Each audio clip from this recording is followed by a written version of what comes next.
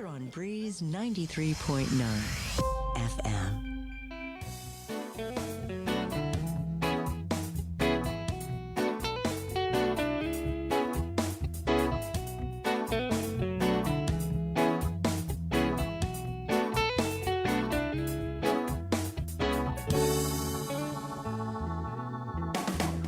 Synaptic, relax, get back someday.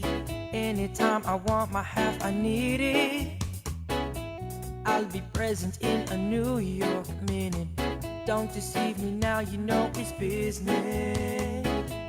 And it's been a long time, fortunately mine, playing on my soul, connected my control. Rock me so slow. Anytime I need it, she will bend down low on me. Rock me so slow. In the morning time, sit roots maneuver, give me little one. Sunny side or yellow side, I made it. I'll be gone before the clock hits 5, wailing at the moon until I'm faded. And it's been a long time, fortunately mine, playing on my soul, connected my control. Rock me so slow. Anytime I need it, she will bend down low on me. Rock me so slow. In the morning time,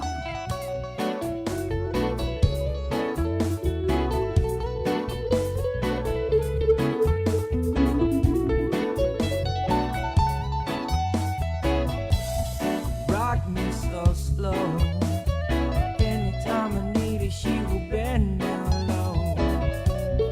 Rock me so slow.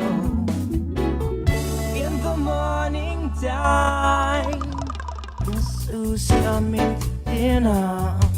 Rejuvenated state I'm feeling.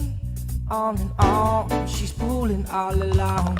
Gotta get my sexual healing. And it's been a long time, fortunately mine, playing on my soul, connected my control. Rock me so slow. Anytime I need it, she will bend down low on me. Rock me so slow.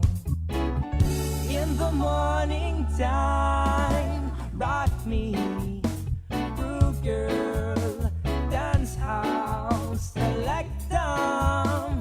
Rock me, rude girl, dance house, select them.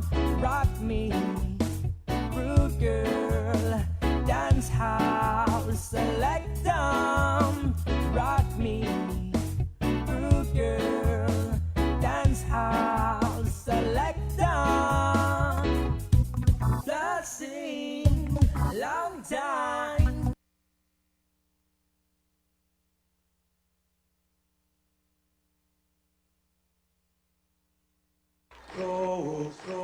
Sinya uli di sombranzelten meg e zu te saluda antes di niga Radzauzen malak estrezas durante in todo in memu a nogi distancia como gubugi palu zangiman malak guafi con una sughiairi prepara putih naik bendera gaigi pues aten fanny bandera kau esta pagua pumalapa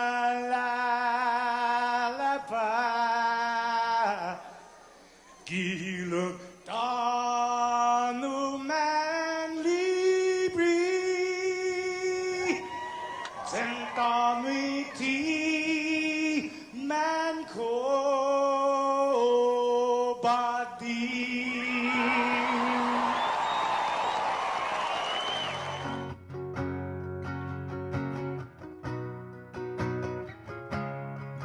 Fanogi chamoru Puritanota Kantai matunonya gitoru ilugai Paraiona Parai gloria Abiba isla sen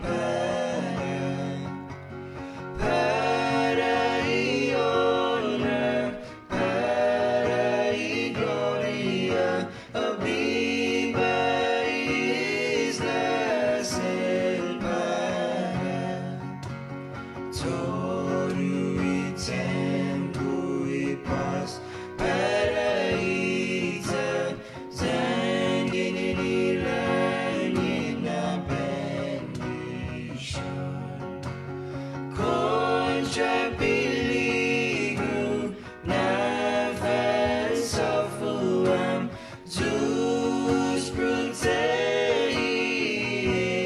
landmon Contra biligu nafan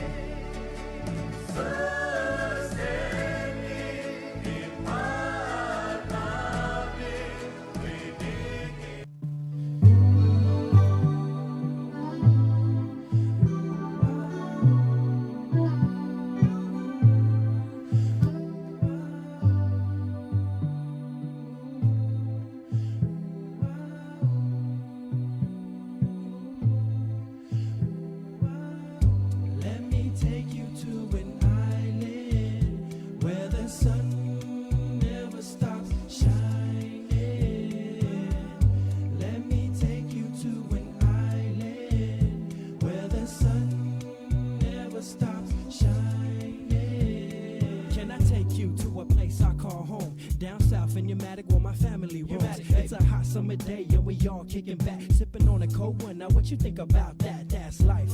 Here on this island paradise, yo, I'm going back soon, but I might think twice, cause that city life is way too fast, yo. I'd rather stay in Guam because this life is bad. Sand beaches, surrounded by my nature. No need to worry about these player haters and my culture. I got love for my people, still rapping Guam, staying true to my chat loose. Let me take you to an island where the sun never stops shining. Let me take you to an island where the sun never stops shining. I come representing Guam, USA. Raised on a hill in the Ville by the bay. Y to the O and to the Izzy. Me scooped out on the mic getting busy. Y'all know this pack. Cruising the day, then park the spot after dark in the village. Jordan is where you'll find me. Or down in Naval Mag with my nails right beside me. We just chillin', cause that's the way we do.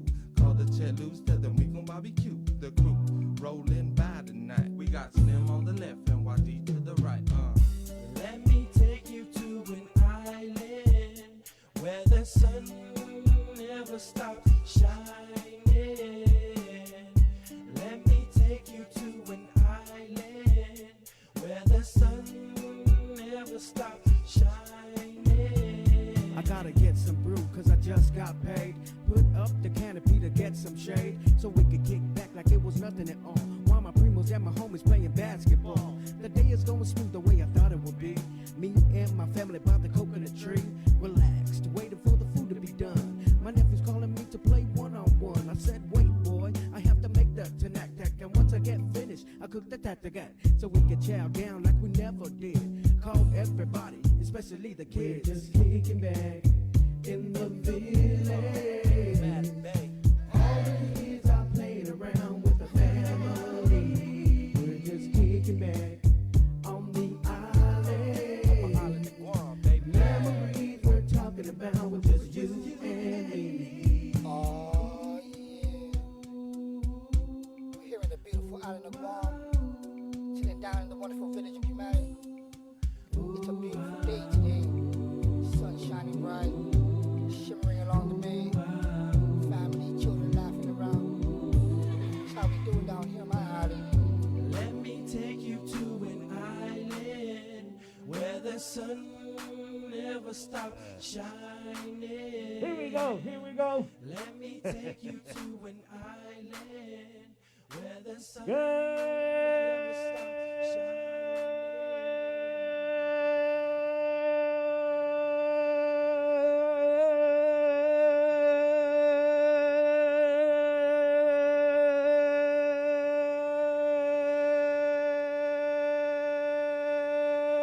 morning, Guam. Friday, whoa, business. Get over here. Right on. Good. Thanks, Jay.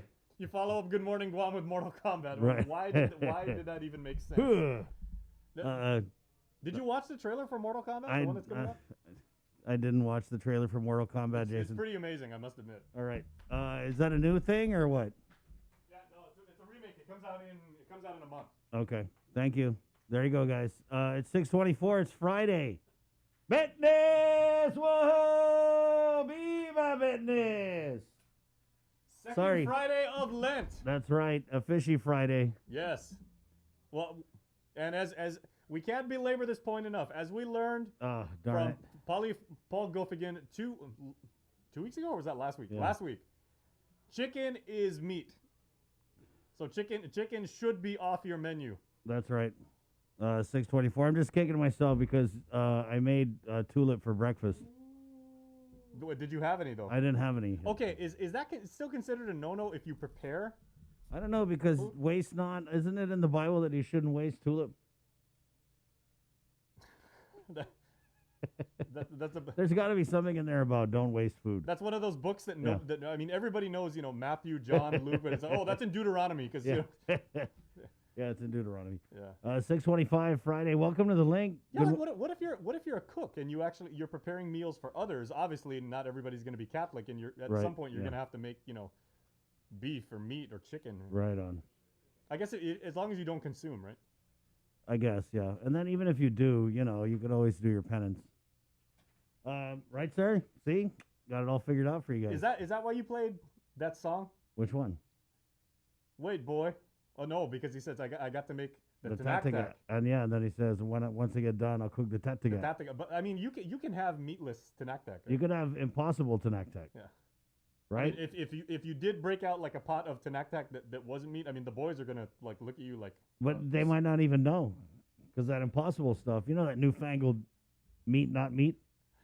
Imagine that if you were at a proper Chamorro barbecue and like everybody had stuff set up in the back of the truck and you had the coolers and everything like that, and you walked out, Mr. Malfunction, right? With impossible. Hey guys, check this out. It's vegan. They'll be like, I got plant-based tenactac. Like, you turn. Yeah, Get out of here, boy. Where you coming in with vegan? What? You know what? That would probably be very delicious though. I'm pretty sure someone has done it already. If not, trademark link 2021. Yes. We get 5%. Yeah. Hey, everybody in comments, link fam. Have you guys ever made meatless tenactac? Yeah, I have actually made tenactac with tofu. Oh, really? Yeah. But Nowhere it does not compare at all.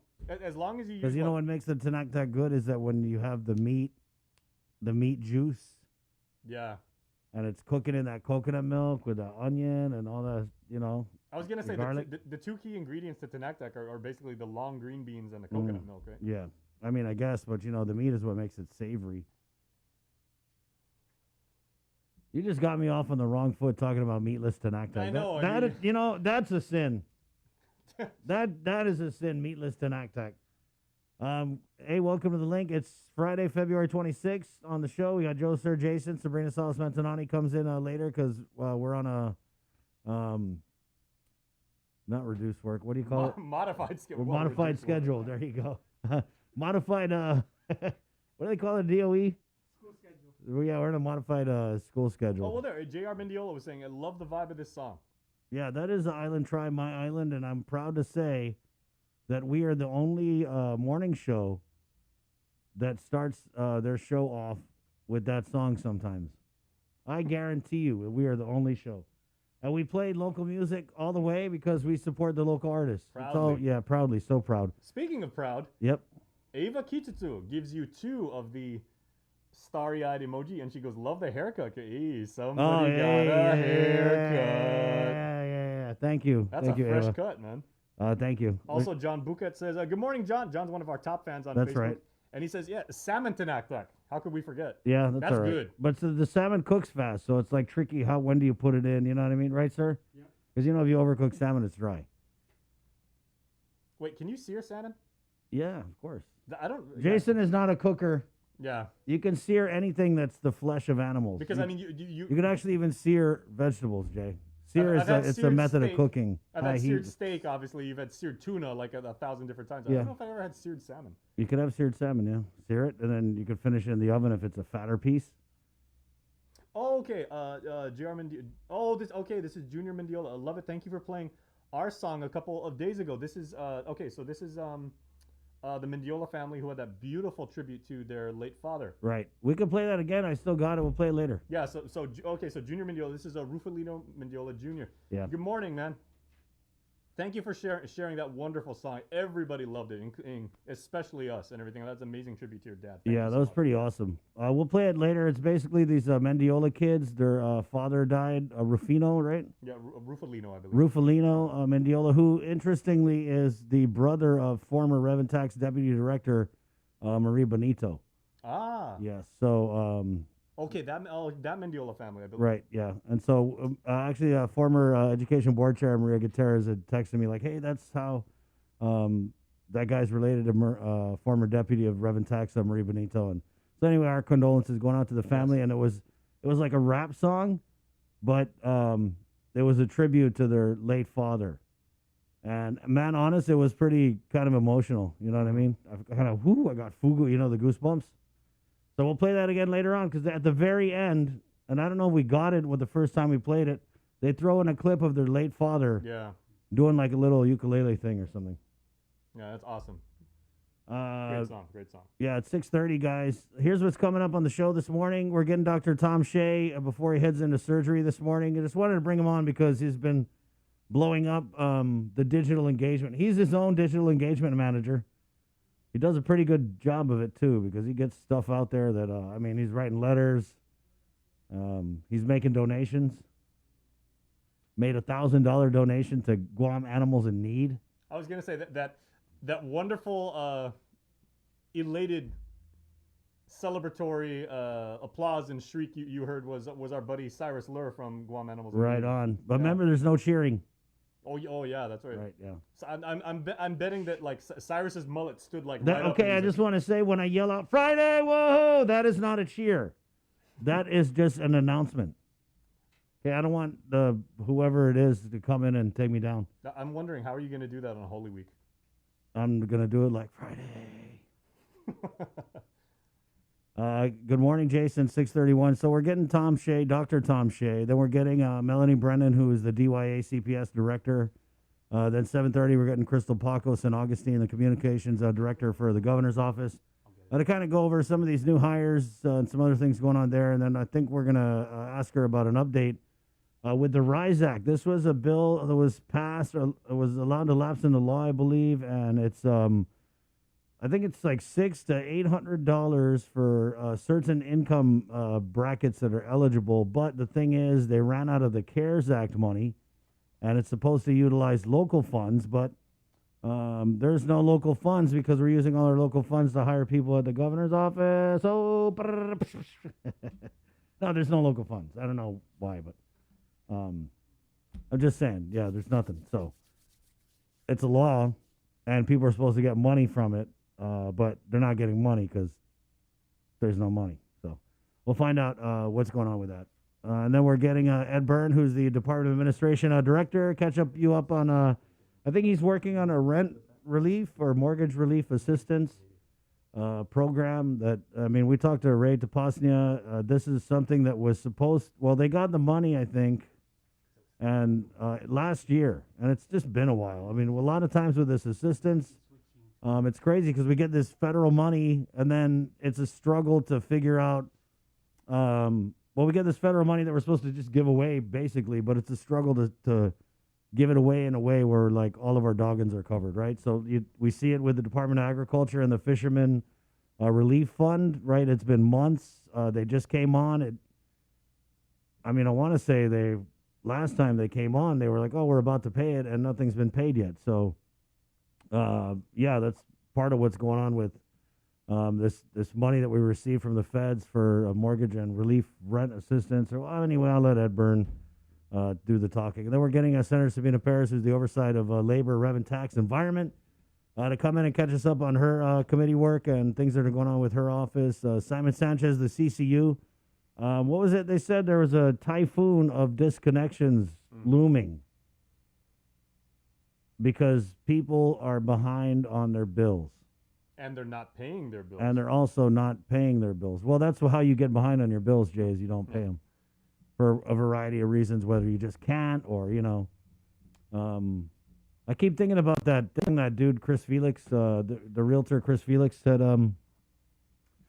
talked about where he was saying that, people aren't paying their rent, but they're driving off in new cars. Yeah, he goes over there to collect, and they're laughing at him while they speed off in a new car that they used to pay, I don't know. that they bought with their stimulus money. Rent! They're peeling out. Is that how they're doing it, Jay? Yeah. So, he's coming up. And then we're getting Dr. Hoa Wen, the Physicians Advisory Group chairman. We're going to go into news. Let's just take Dr. Shea now, and then we'll go do news because he's going to surgery this morning. And he's out there walking, staying healthy. And it looks like he's wearing his N95 3000 mask. Good morning, Dr. Shea. Morning. How are you? Where are you at? Good morning. I'm doing good. I'm just right in front of my house behind SDA here. Actually, why am I wearing a mask? Because there's nobody out here, man. I'm by myself. You are, This is yeah. ridiculous. Yeah, so there you go. Okay. How's the weather out great, there? Doc, how's the weather? It's great. Today it's beautiful. I think we're heading to the dry season maybe, but yeah, it's great. My I don't first... care what anybody said, okay? Take off your mask and breathe because, man, it is hard to breathe under a mask. And you How got, you guys doing? we're doing good, Doc. I just wanted to first, thank you as an ally of the animals. I want to thank you for your donation to Guam Animals in Need. $1,000 donation. That was pretty cool. Yeah, I donate to, we sponsor a kennel over at Gain over the last 2 decades, actually. Every year we donate, but I think, I had a boony dog, and I walked my boony dog on this park. This is a beautiful park here behind the SDA clinic.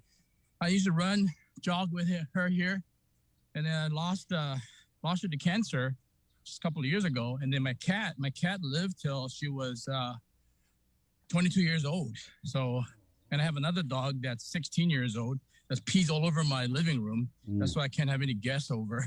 But it's all love. It's all love. I didn't think you were a cat person.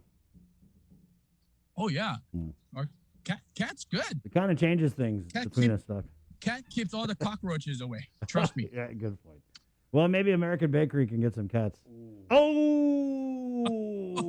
Ow! JK.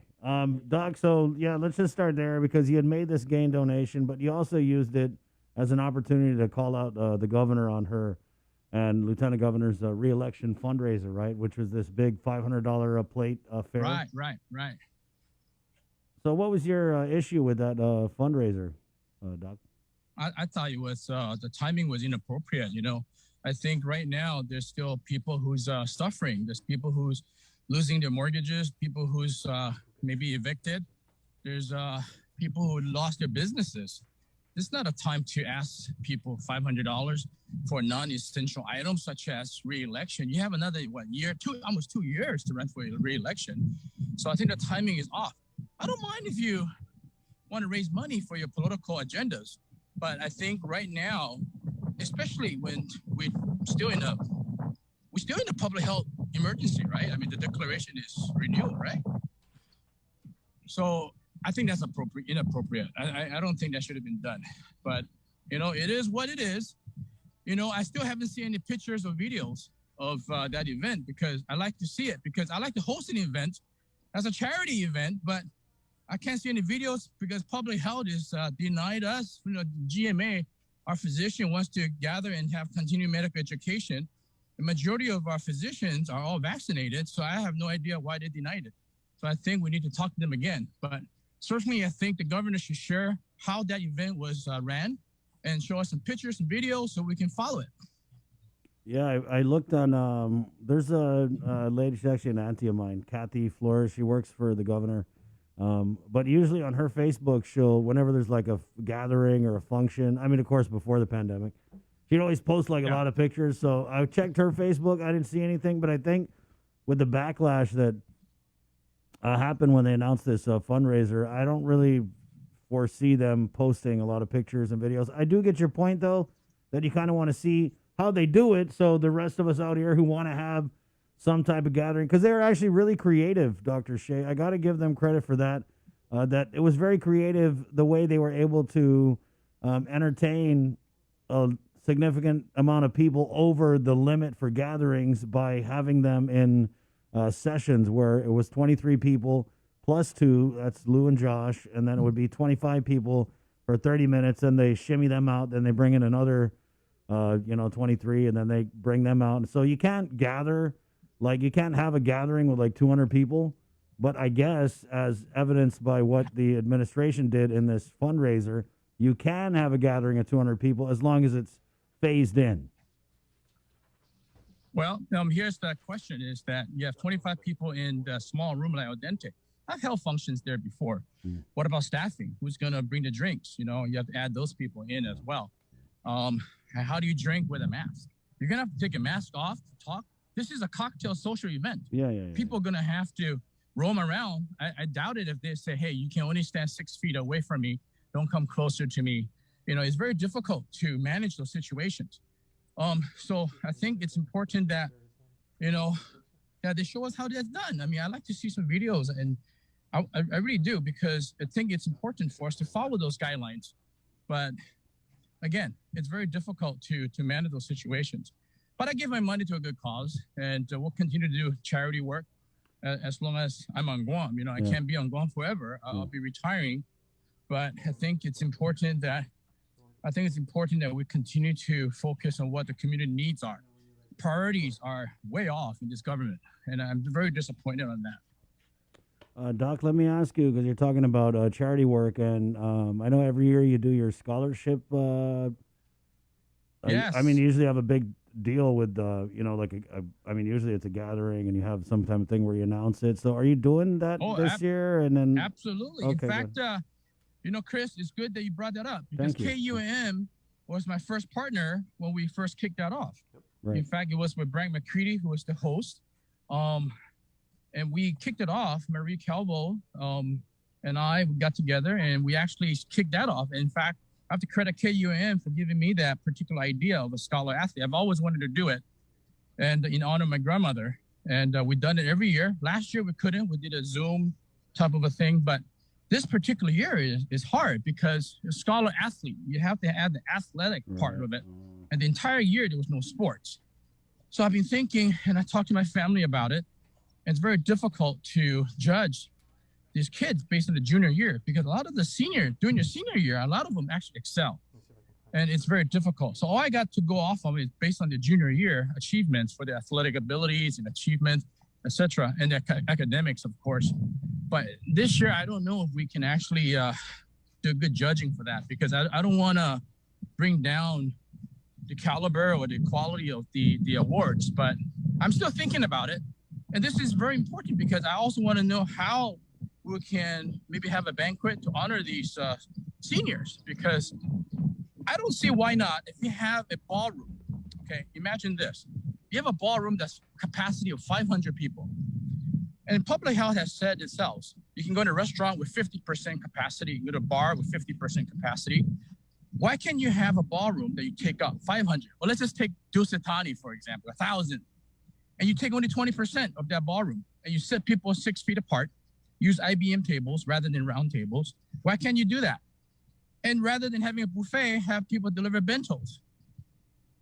You see a problem with that, Chris? I'm pretty sure there's a way that you can figure it out while still adhering to all the guidances. Well, let me tell you the truth here. And I always tell you the truth, okay? I submitted a letter to the Guam Public Health Director, Arson Augustine, and I said, we're going to take up Hyatt Regency, 500 capacity. We're only going to have 100 physicians, nurses, whatever, whoever's, in our association is come. Limit capacity 100, which is 20% of the entire capacity of the entire 500 capacity ballroom. And we're going to use IBM tables, only 2 per table, everybody mask on with sanitizers. And you say, we're going to have bentos at the table because you got to eat. Usually we do our scientific meetings, at about 6 to 7 to 8 o'clock.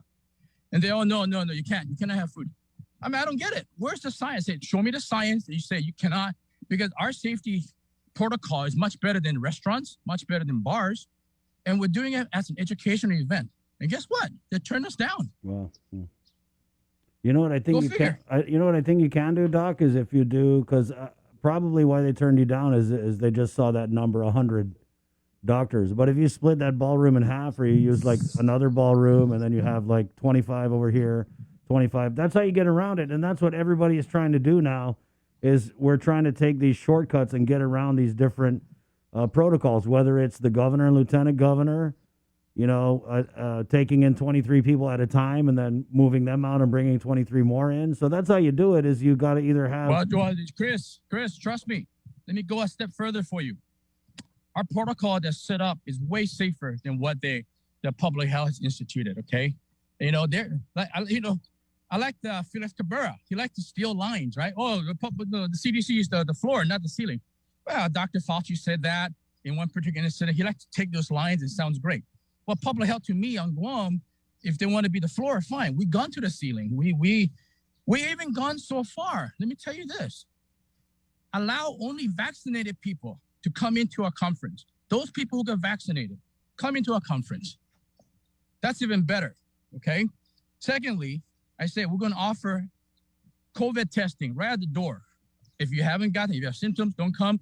But if you want to get tested at the door, we'll do it. They still denied it. And doctors got to get continuing medical education, nurses as well. So we need to get back to face-to-face. Everything is online, great. But you can't beat a face-to-face interaction with speakers that qualified speakers from Cedars-Sinai, speakers, on island. So I really encourage public health to look at my protocol and give that a second consideration, because if not, Chris, we're going to host it right here. Oh, there you go. Park. We're going to host it right here. And there's no limit on outdoor. If you want to come here and arrest 100 doctors, you go right ahead, because we'll take you to court and we'll have the judge decide, and you show us the science where what our protocol is done is against CDC guidelines and it's against safety guidelines. We're not. We're doctors. And Cabrera's no smarter than me or anybody else. You know what I'm saying? I feel you, Doc. Let me just, because I know you got surgery here, but I saw on your Instagram that you're having the very first evening clinic at the Shea Medical Clinic, and you're calling it Friday Night Lights. Can you tell us a little bit about that? Oh, yeah. I love football, right? Yeah. High school football usually is play on Fridays. And there's a show, Friday Night Lights. Great show. I love it. And we never had an evening clinic. We have several requests throughout the years that, hey, Dr. Shea, we can't come to you because we're working as, working mom, working parents, or the dad's working that can't come to see the baby and an ultrasound. So we decided to try it out. And, so tonight is the first night. We'll run the clinic maybe up to 8 o'clock to try it out, because I got to give my staff a break. But I think it'd be nice, because if you see my clinic, how it's built, at night it glows. It really glows. Chris, you should drive by and take a look. And we have a care garden outside, and I've instituted some LED lights that I bought from Hawaii, and it's going to light up. Every month, we're going to dedicate. In fact, I've got a request in April for Easter. There's a kid that actually passed away, and the mom emailed me and said, hey, Dr. Shea, can you put up yellow? Now, yellow is not a primary color, so I'm going to have to be creative with that. And she wanted to dedicate that particular light because the son passed away and was wearing a shirt yellow. And that was very touching to me. So we're going to honor him, I believe it's April 4th, over the Easter week. So we're going to do that for him. And I think this is how we reach out to the community, is that we raise awareness. And the clinic will be here forever. I may not be here forever, Chris, because we at some point in time, we're going to be called to our graves and rest. But I'm still young, it's incredible to think about how many years I've been here. In August, Chris, hopefully we can have an open house at the clinic. You can come over, bring Sabrina, bring KUAM, because I think we've been partners over the last 20-something years in many events. Yeah. So hopefully at that time we can have an open house and you can see how a healthcare clinic is built the right way, and hopefully other clinic can follow through. And even if I'm retired in Hawaii, or God forbid that I get called to rest earlier than my life expectancy, but it'll be here forever, and hopefully somebody else will take it over and continue the standard of quality of healthcare that I've done over the last several years. So, but I'm staying healthy, so I'm not going anywhere very soon. Okay. Right on. I know, because you're sounding kind of morbid, Doc. I'm worried. Are you all right? I'm getting my heart rate up. Right on. All right, Doc. Thanks for coming on. I've been trying to get you on for a little bit. Oh, before you go, I wanted to ask you, because there was a FOIA that I think Lee Weber and the Vigilance Committee had sent to the governor's office. Yeah. And this was a FOIA they sent, and they were trying to get any kind of correspondence between the office of the governor and the American Civil Liberties Union relative to that lawsuit that the ACLU just filed against the government of Guam, because we don't have any abortions or doctors who will perform abortions here on island.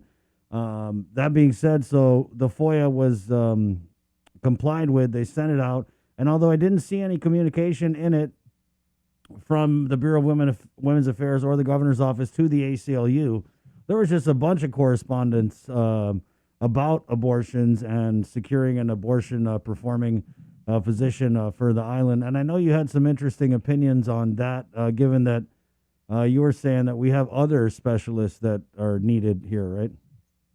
Absolutely. And I read Lee Weber, God bless him for getting that, because I think that people need to be transparent what they're doing behind the doors. It's very obvious to me that, Jane Flores from the governor's office And the governor has said it herself that she's really for abortion, and that's no secret.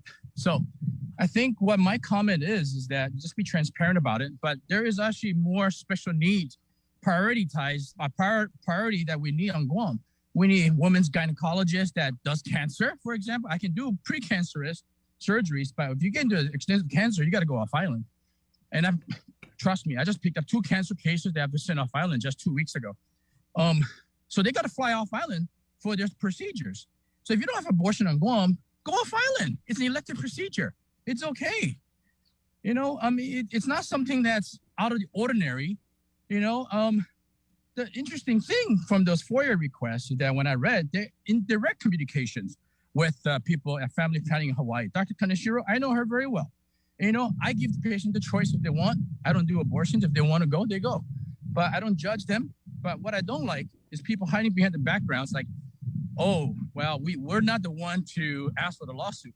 Come on, Chris. Think. You don't think the governor enticed them to sue themselves? Of course they did. It doesn't take a rocket scientist to tell you that. That's the whole point. But if they want a abortion by mail, if they want to mail in pills, etc., by mail, if there's no law against it, we can't do much about it.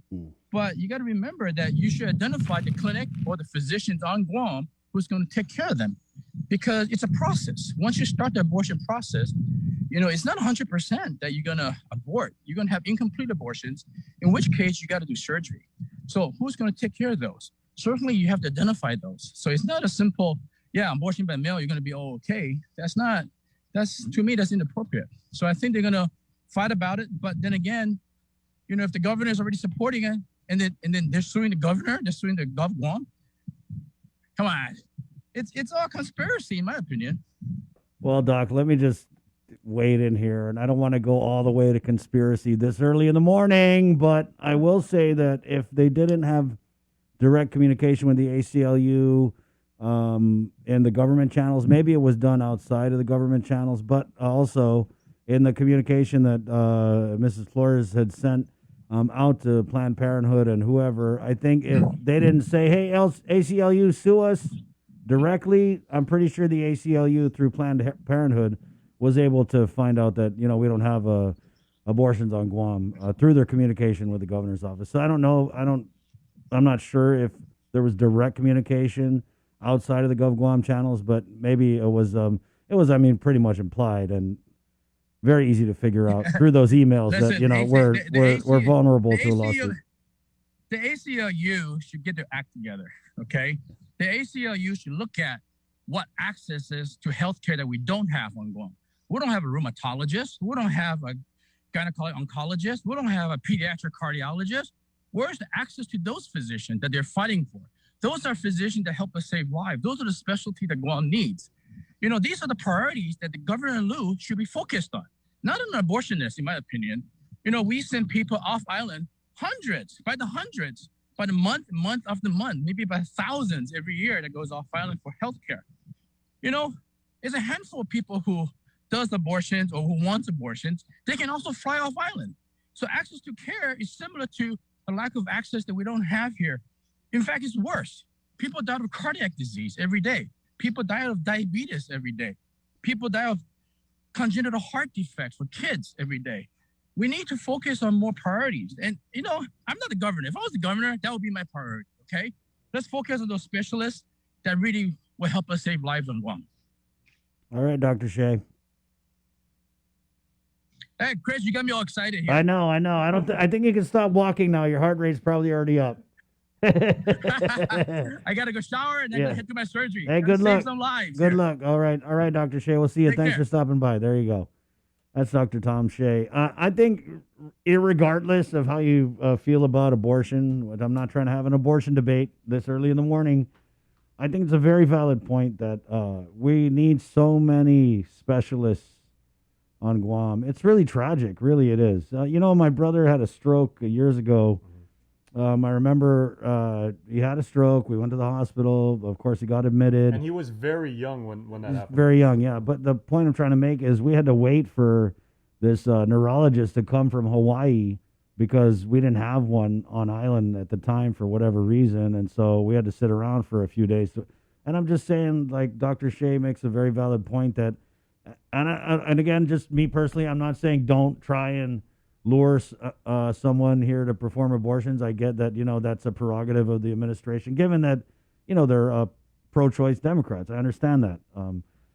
But you can do that. You can also do the other, right? And people would be happy if they found out that you were writing letters saying, hey, we need a pediatric cardiologist, or, hey, we need someone to come, other types of pediatricians to look at just other specialized areas, right? And I think that's all it is really for me. I don't want to get into the abortion thing, but I think that if we're going to make these efforts to try and lure doctors here to perform those elective procedures, then we should also be making those efforts to lure I think, God, I'm tippy-toeing around this, but I think we can also make those efforts to get much more needed specialists here who would have more of an impact and provide more service to a wider array of people. Again, I'm not saying don't try and get the abortion doctor or whatever you want to call it, but also try and get those other specialists. Like a medical examiner, perhaps? Yeah, there you go, a medical examiner. Ooh, Jason Solis with the mic drop there. We're going to take a quick break, and we're coming back with a look at news here on The Link. Good morning. Make it through the self-storage, conveniently located near the Harmon McDonald's. We offer affordable rates, online payments, and auto bill pay for your convenience. Plus gate access daily from 6 a.m. to 9 p.m. Call us today at 648-7867 for more information. Only one company on Guam provides every solar energy solution under one roof. Micronesia Renewable Energy. You want solar only? They got that. You want solar with batteries? They got that too. You want outright purchase or lease purchase? It's up to you. Does your solar system need a tune-up? That's what they do. For solar energy solutions from A to Z, you can count on MRE. Give them a call at 632-2613 for a free consultation. MRE, providing real solar solutions built by real solar experts. Half a day. Does your child have a hearing loss? We are parents of deaf and hard of hearing children and volunteers with Guam's Positive Parents Together, and we are here for you. We know how you feel and have walked in your shoes. We want to help you navigate your way through our educational and medical systems, and most especially, your emotional journey. Please visit us at www.guamparents.org for more information. This is the new way to dine in. Choose a restaurant, make your order, get your food delivered fast, safe, and reliably. Make the dash to Uno Go. uno-go.com.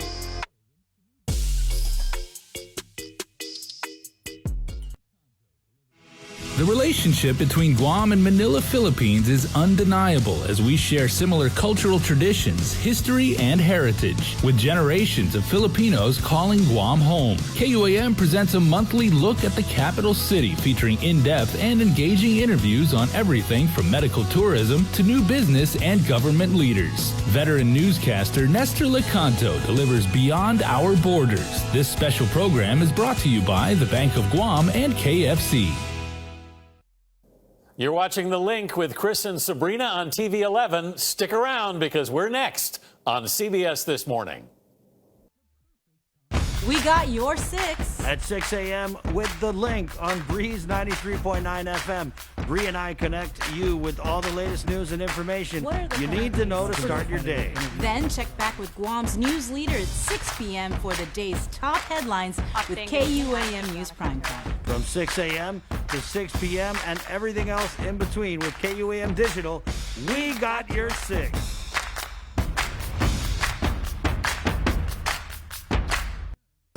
Catch The Link on Breeze 93.9 FM every weekday morning from 6 a.m. to 10 a.m. with simulcast Mondays on TV 8 and Tuesdays through Fridays on TV 11 from 6 a.m. to 8 a.m. Chris and Sabrina connect you with the latest news and information of the day. The Link is presented by IT&D, Calvo Enterprises Inc., Carrier Guam, and East West Rental Center.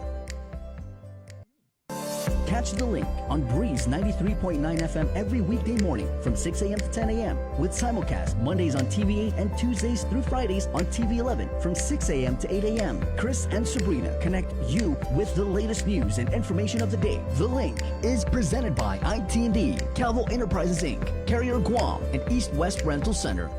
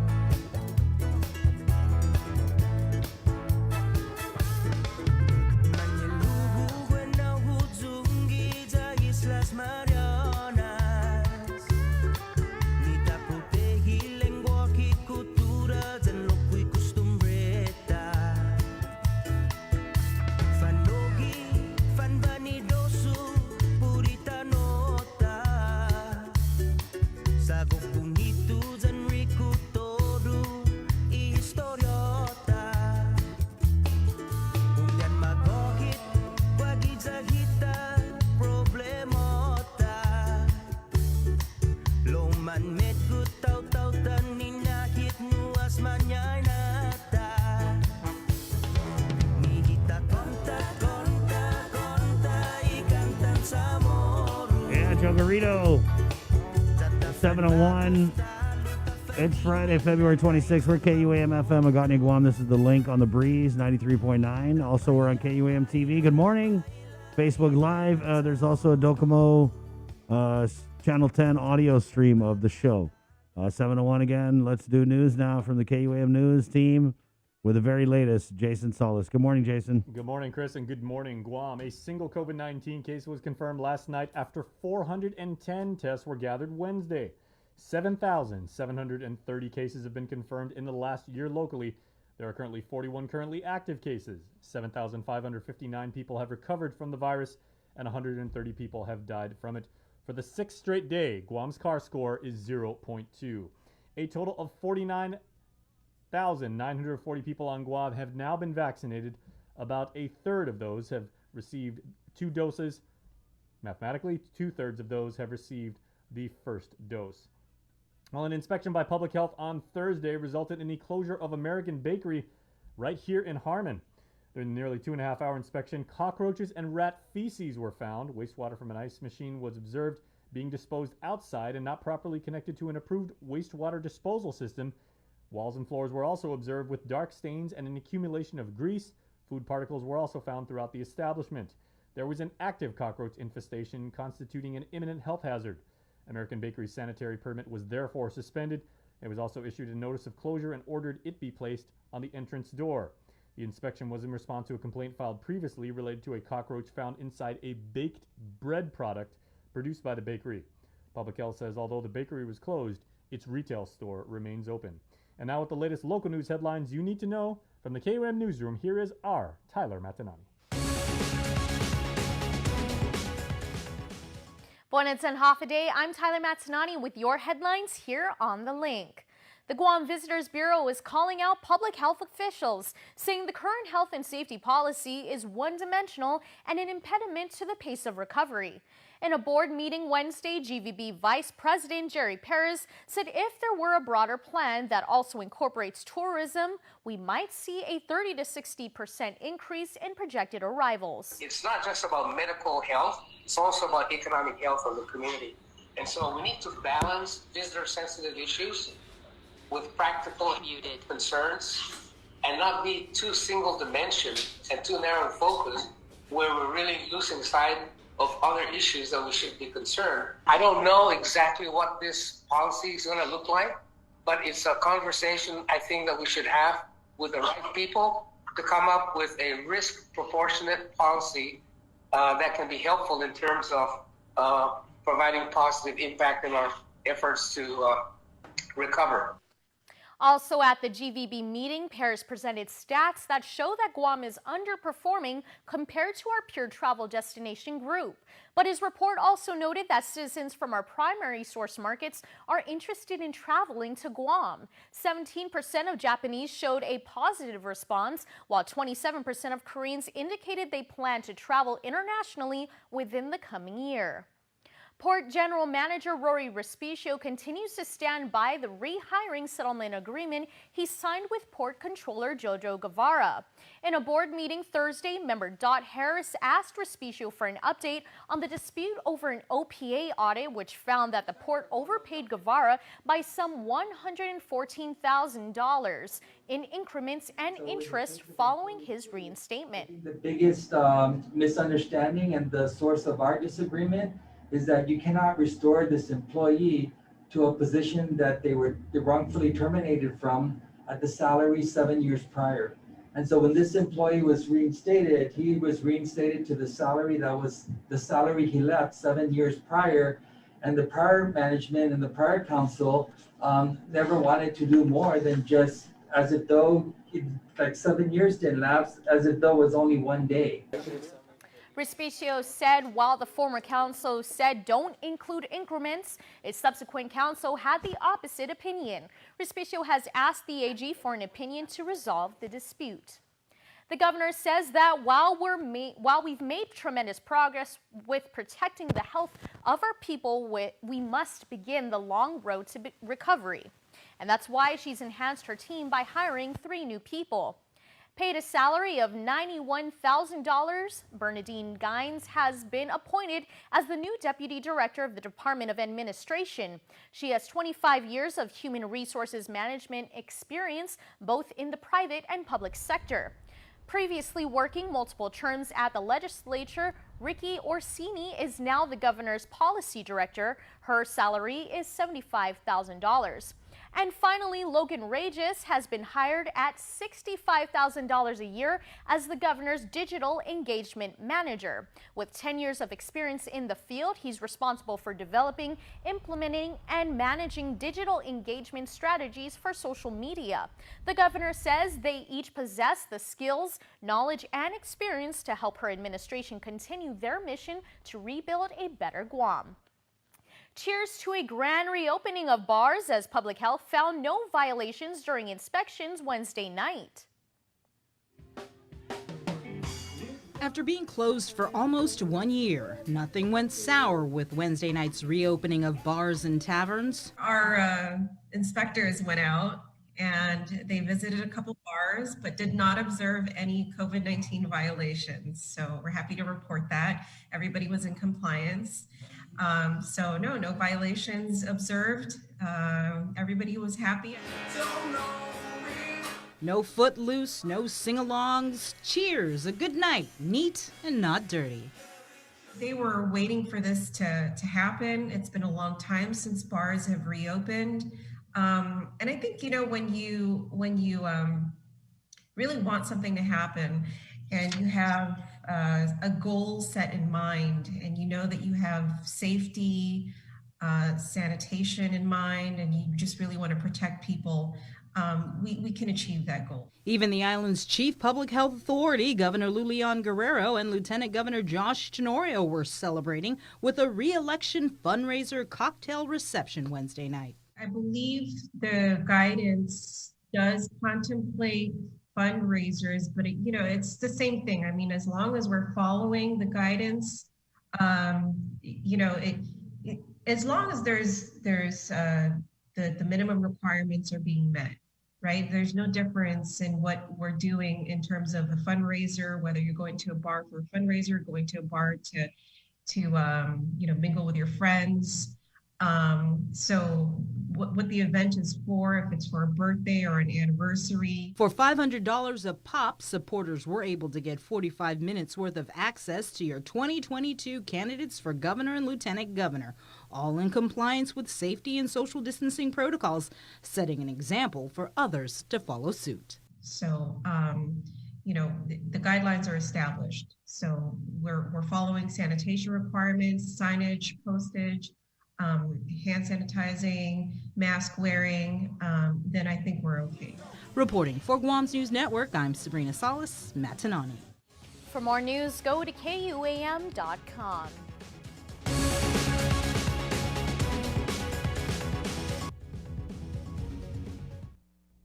Thanks so much, Ty. And as she said, for the very latest Guam news headlines, go to KUAM.com or check out any of our social media properties at KUAM News. Chris? Thank you. Oh, sorry. Thank you, Jason. I forget to turn on the microphone. How long have I been doing this? 7:10. It's Friday. Again, we're the link where we have DYA CPS Director Melanie Brennan joining us on in the KUAM News Zoom room. Good morning, Melanie. Good morning. So I'd asked you to come on earlier this week, and I know that we wanted to kind of bring you on towards the end of the week so we'd have more of an update. Can we? Thank you for that. I appreciate it. Also, you want to just start an update on the numbers? What are we're slowly whittling down that insane amount of complaints or referrals that we had during the pandemic? So, as you know, there were approximately 900 referrals that were not addressed. And so I'm happy to report that today, as of today, well, at the end of the day, I expect that 600 referrals, a total of 600, will have been addressed. As of Tuesday, I know for sure that 534 referrals had been properly vetted and addressed, assigned, or we had moved them to actual closure. Can you go a little bit more into that process? So the ones that moved to actual closure, what does that mean?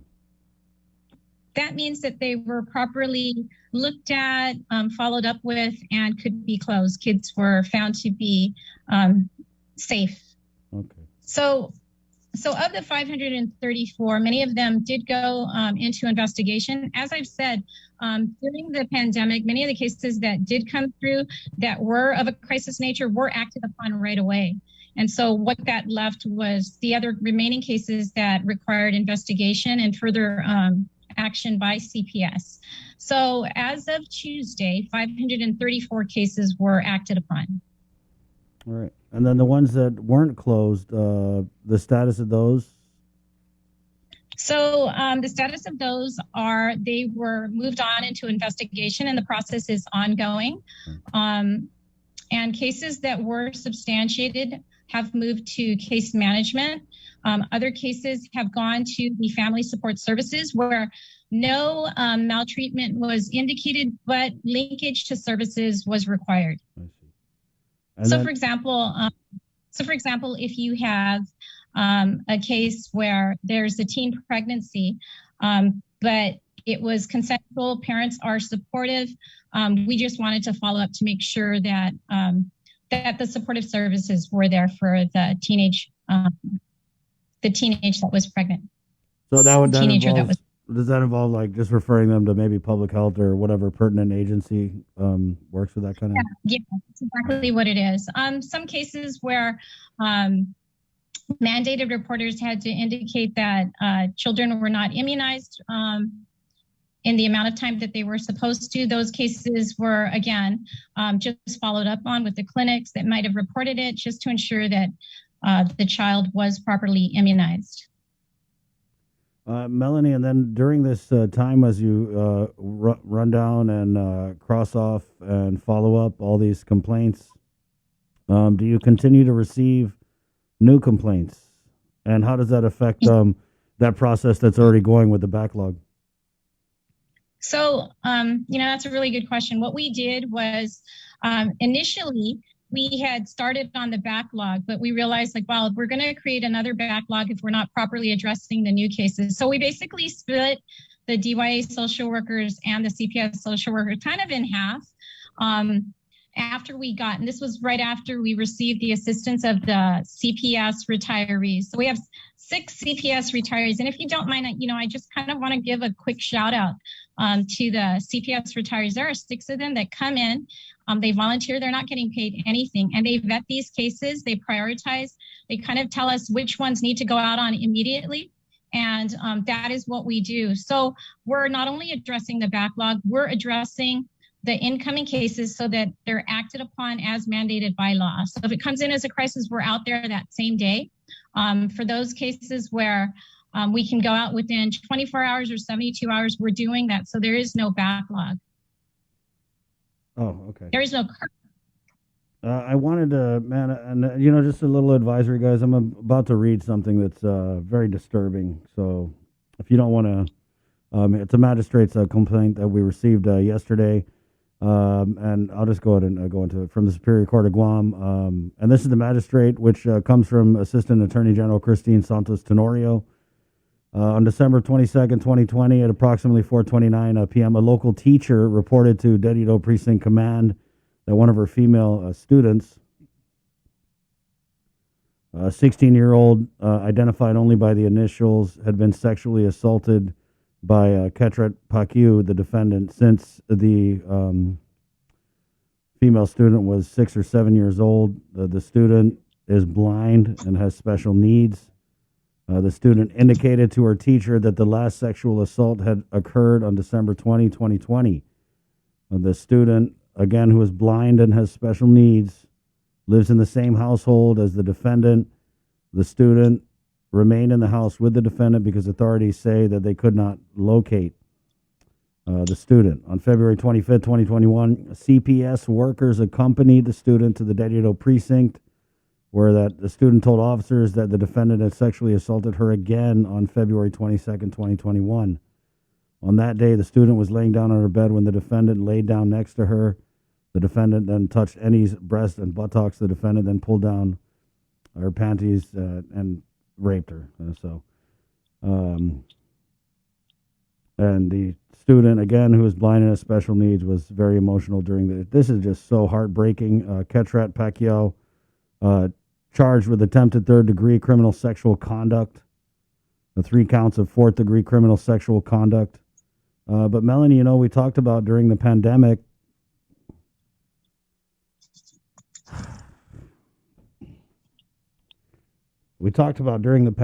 when we didn't have school, and that's where most of these reports come from, as you can see. So I just don't know, was this one of the complaints that was lodged with CPS that wasn't followed up on during the pandemic, or was this situation just, did it just get you guys' attention with the December incident?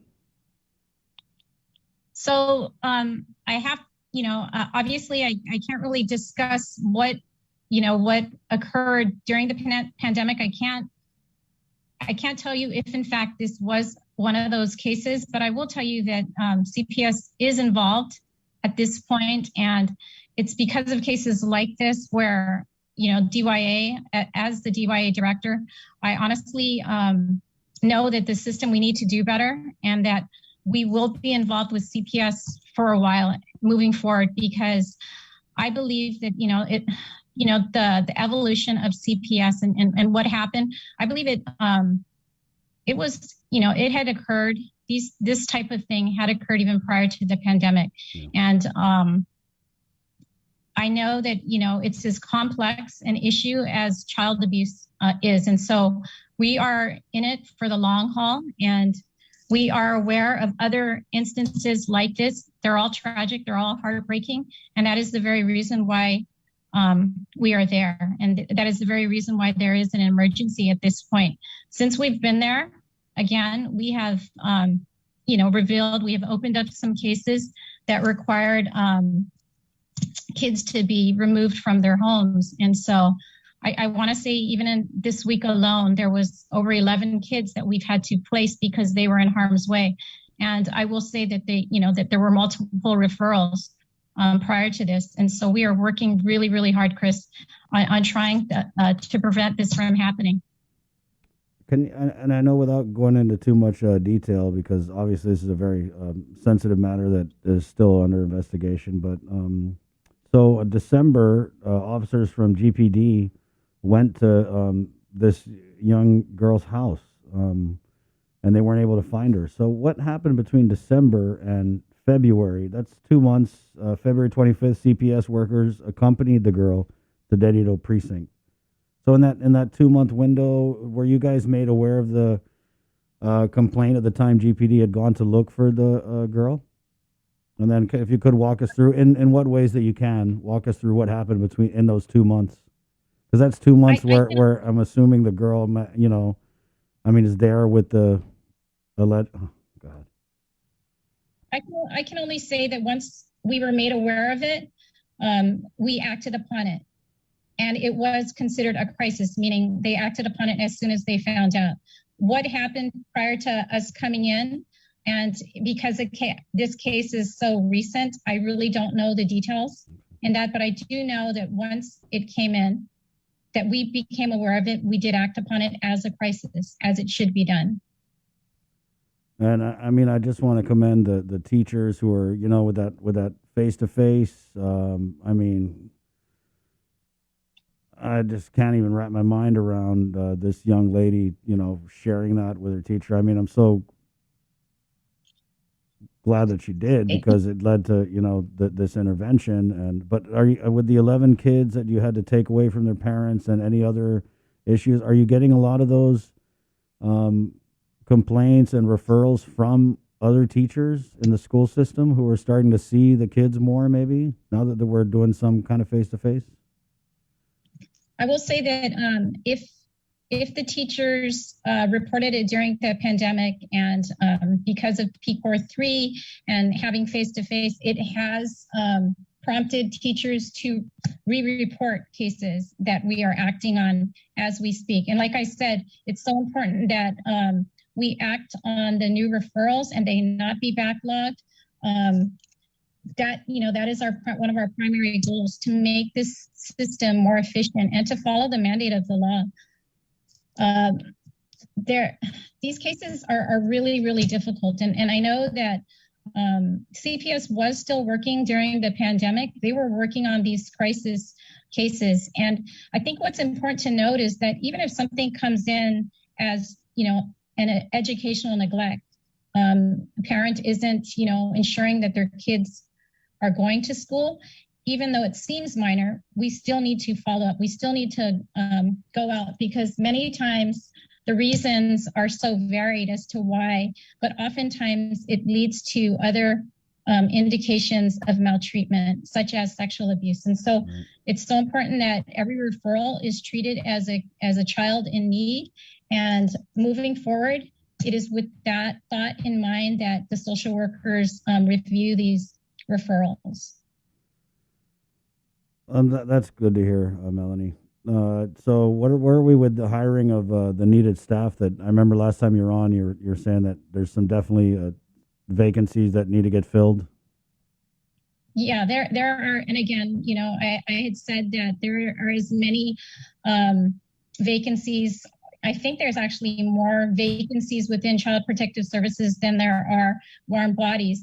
At this point, I will say that we will be onboarding 2 new social workers next week.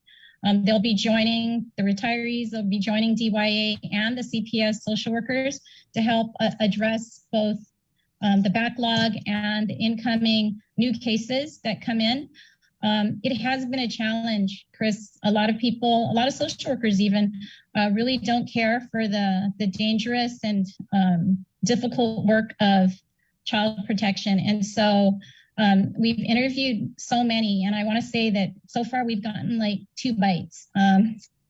We'll continue to try and recruit both through the unclassified route and through the classified route, but it has been a struggle. And so again, DYA, we believe that we'll be at CPS for the long haul. I wanted to go back because it had come up. We interviewed the president-elect of the National Association of Social Workers Guam chapter, Teralyn Francisco, and she had it was just kind of someone called, and we ended up going off on and talking about the whole CPS issue. But can you tell us, with the person who was responsible for taking the referrals and the complaints, was there any type of administrative or disciplinary action that was taken against the employee for allowing those complaints and referrals to file or to just pile up? Or so the CPS continued to receive the referrals. The intake worker did the preliminary assessment as expected. The bottleneck occurred at the supervisory level and was, pushing them out to case assignments, to case investigations. That's where the backlog is. And that's what we're trying to do. We're trying to push the cases through so that they're properly investigated. We're trying to push them through so that if it is substantiated that there is a case manager helping this child and the family. That's the normal process. That's the route it's supposed to take. The bottleneck occurred at case assignments. And so that is something that is being dealt with administratively. I can't go into the details. It was over a prolonged period of time, and so it involved, a few personnel. I heard that there was like a forced retirement or something. I'm not sure about that. My focus has been on the backlog. My focus has been on children that need to be protected, children's cases that need to be investigated. The disciplinary action will occur, but again, that is, a personnel matter, and I'm not able to speak on that. But I will say that Child Protective Services has been overwhelmed for such a very long time, and it really has impacted because of the high turnover rate, the burnout rate. It has impacted the social workers that are there, their mental health and their efficacy as social workers. And so I think that, it's a perfect storm. I mean, there are just so many areas where we can do better, and we will do better. And so that's my focus, really, on getting us to a place where the public has confidence that if they make a complaint, that it is properly looked at and taken care of. That's great to hear, Melanie. That's definitely where the focus should be, is on the kids. Anything in closing that you want to put out before we let you go? Well, now that we're addressing the backlog, I'm sorry. I had one more. What about CPS involvement in this case where GPD had found a bunch of people smoking ice around the 6-month-old baby, having baggies of ice around the 6-month-old baby? What was the extent of the CPS involvement in that case? I can't speak to case specifics, but I will say that in cases of parental substance misuse where CPS is called into, they do the preliminary assessment, and if children need to be removed in such instances as that, they have been removed. Okay. So that's your way of saying that without saying that it was taken care of. Yes. Okay. And I honestly, I really do want to indicate that because of our involvement, more and more children have, for safety reasons, have been removed. And so if there are, all of the foster homes pretty much are up, they've reached their maximum capacity. And so we were able to license one additional foster home this week. And so, but one is so few compared to the many that we need to place, that we will have to place. And so if anyone is interested in becoming a foster parent or just wants to know more about it, please call 475-2653. Thank you so much, Melanie. And again, if you want to clue us in with the foster parent folks, we can get them on. Are you able, before I let you go, sorry, because Sabrina sent me some questions. Can you talk about the cottage homes given to Guam Behavioral? Cottage homes given to Guam Behavioral. Okay. So what that is it's the cottage homes is in Talafofo, and that was I guess last used in 2015 for kids charged with status offenses. Since that time, though, they had stopped using it. The numbers got smaller, and there was also some infrastructure damage to that cottage homes in Talafofo. After that, I guess the previous administration had rented out a home closer to DYA, which was a residential setting, but that residential setting had some plumbing issues, and what was happening was the kids had to be moved into a dormitory within the DYA complex, but it was a dormitory that had been vacated because of, juvenile justice efforts that kind of reduced the population of incarcerated youth. And so that dormitory was kind of renovated to look like a residential setting, and that was used for the smaller population. The Talafofo homes the Talafofo cottage homes was dilapidated. It needed renovation, and it was, it was bigger than what was needed for DYA's purposes. And so there is currently ongoing communication for it to be turned over to Guam Behavioral Health and Wellness. So for, I believe, a residential substance use treatment center, and where it will better serve the public. Thank you, Melanie. You're welcome. All right. Any more questions? Sabrina, last call. All right. No further questions, Your Honor. Have a good weekend, and thank you. I appreciate the tenacity with which you're working through this unfortunate situation. Thank you. And again, if you know anybody who wants to be a foster parent, you have my number. And anybody who's interested in working in protective services, please share my number. I'm happy to entertain them anytime during the weekend as well. Thank you, Melanie.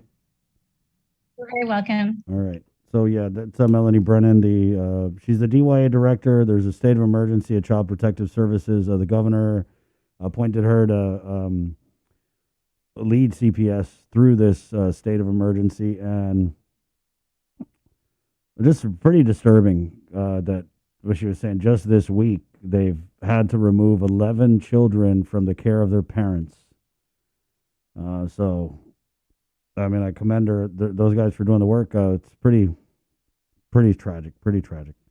And also, from what she had said, they were involved with the case that I'd read you about with the alleged rape of a very young girl who's blind with special needs as well.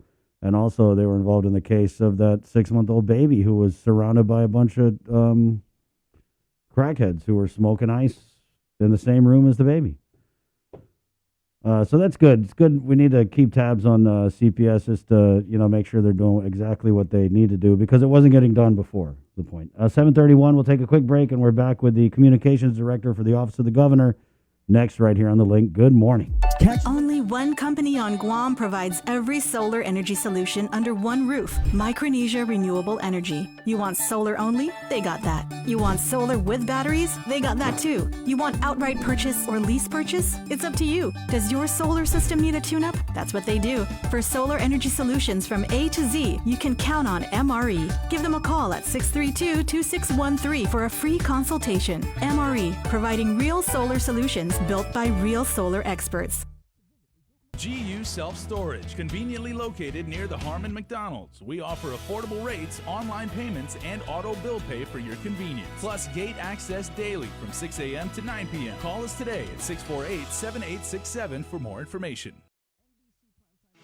The relationship between Guam and Manila, Philippines is undeniable as we share similar cultural traditions, history, and heritage, with generations of Filipinos calling Guam home. KUAM presents a monthly look at the capital city featuring in-depth and engaging interviews on everything from medical tourism to new business and government leaders. Veteran newscaster Nestor Lecanto delivers Beyond Our Borders. This special program is brought to you by the Bank of Guam and KFC. Half a day. Does your child have a hearing loss? We are parents of deaf and hard of hearing children and volunteers with Guam's Positive Parents Together, and we are here for you. We know how you feel and have walked in your shoes. We want to help you navigate your way through our educational and medical systems, and most especially, your emotional journey. Please visit us at www.guamparents.org for more information. Uno Go has arrived and is here to deliver you food from your favorite restaurant in a safe, reliable, and fast way. Choose from a variety of restaurants island-wide and track your orders in real time, with quick deliveries whenever your cravings kick in. Plus, sanitized vehicles, reliable drivers, and safety seals for your peace of mind. Make the dash to Uno Go. Visit uno-go.com or download the app at the App Store or Google Play. Uno Go, delivering Guam on demand. You're watching The Link with Chris and Sabrina on TV 11, but don't leave yet because we're coming up next on CBS This Morning. We got your 6. At 6 a.m. with The Link on Breeze 93.9 FM. Bree and I connect you with all the latest news and information What are the you need to know to start your day. Then check back with Guam's news leader at 6 p.m. for the day's top headlines with KUAM News Primetime. From 6 a.m. to 6 p.m. and everything else in between with KUAM Digital, we got your 6.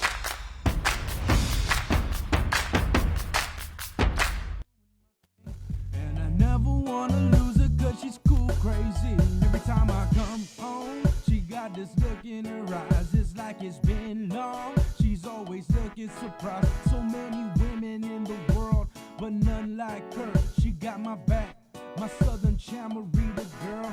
She got my back any time of the day. She got my back, rolling fat, feeling irate. She got my back, drinking liquor, kicking sand on the beach. She got my back, and I'm about to say she's my lady.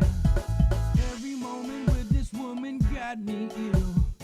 Always keep me hot, never get the chills. Oh baby, baby, I said you're always on my mind. My baby, baby, I can love you till the end of time. Every time I come home, she got this look in her eyes. It's like it's been long. She's always looking surprised. So many women in the world, but none like her. She got my back.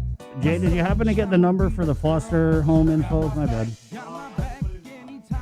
Say again? I'll put it in the comments. Thank you. Melanie always does a really good job of bringing that, so I am going to throw that in there. All right, 7:36. The link, Friday, February 26th. We'll go to the KUM News Zoom room where we have Adelup Communications Director Crystal Pacos and Augustine standing by. Good morning, Crystal. Day. Good morning, KUM. Good morning, Guam. I'm not sure if we got the chance to congratulate you on the communications director position. Did we? We're having a senior moment, Chris. We talked about this last year when I was initially promoted. Right on. And I opted not to take that salary adjustment, that pay adjustment just then. Right. Yeah. So and we'll just go into that, guys. So Crystal Pacos and Augustine is the communications director, which was the position previously held by Janela Carrera, who went over to public health. She's the PIO there. So we got the docs, Crystal. I know you know there was a $10,000 pay adjustment that you had received. And I guess just right off the bat, at a time when the legislature is delaying the implementation of a 50-cent minimum wage increase for the private sector, I guess, do you feel that that pay adjustment that you received is justified? Most definitely. Number one, I am making the same salary now that my predecessor was. And also now, I want to note that Adelup continues to operate at a budget lower than our predecessor.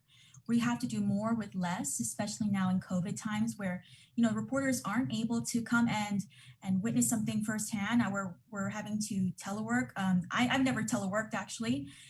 We've also had to put out more information with messaging, not just now day-to-day government operations, but always we still have the pandemic that we're messaging, not only testing. Now we are really pushing forward with messaging on vaccinations, and the work continues. And I want to say that I have a very small communications office. And so, yes, I do feel my pay adjustment is justified. Again, noting that I am making what my predecessor made. I am filling that vacancy. What would you say, though, to those people? Because we're all doing more in this pandemic, right? But a lot of people who are doing more aren't getting more pay because they're sacrificing. And I'm not saying you didn't sacrifice, because I know you've been doing this job for, since Janela left. So there was a period where you were earning the pay that you had previously earned. So I guess what would you say to those people? Do you feel like you sacrificed, or that, people can say, oh, she shouldn't get a pay adjustment because it's tough times? Well, I think you know me, KUAM knows me, people of Guam that do know me will say that. I think they would argue that I am worth $75,000. And I guess, again, there's a comment here, because we just saw, and I think it was in the Post, that the judiciary is planning reduced work hours and governor given raises. Do you think it's a raise? I don't see it as a raise. More responsibilities, most definitely. Again, this is what my predecessor made. We continue to put out work. I really don't see it. Again, Adelup continues to operate with a budget less than our predecessors. We have fewer staff here. I don't see an issue. And I guess we'll just kind of go down the line because you'd come out with a release yesterday, and there has been some hiring that we've covered. I want to say going back to there was Sarah Thomas Netty Dog who was hired for OHAT, Office of right, Homeless right, right, Assistance and yeah. Poverty Prevention. We do have our recovery office. That's David Cruz. Who else? We moved Edith Pangilinan to Guam Housing Corporation, and they're working collaboratively with our other housing agencies and DOA to stand up our ERA program, the Emergency Rental Assistance Program.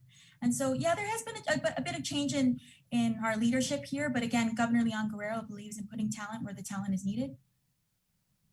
What So about? if you want me to go down that line, no, it's yeah, Bernie yeah. Guinness. Yeah, go ahead.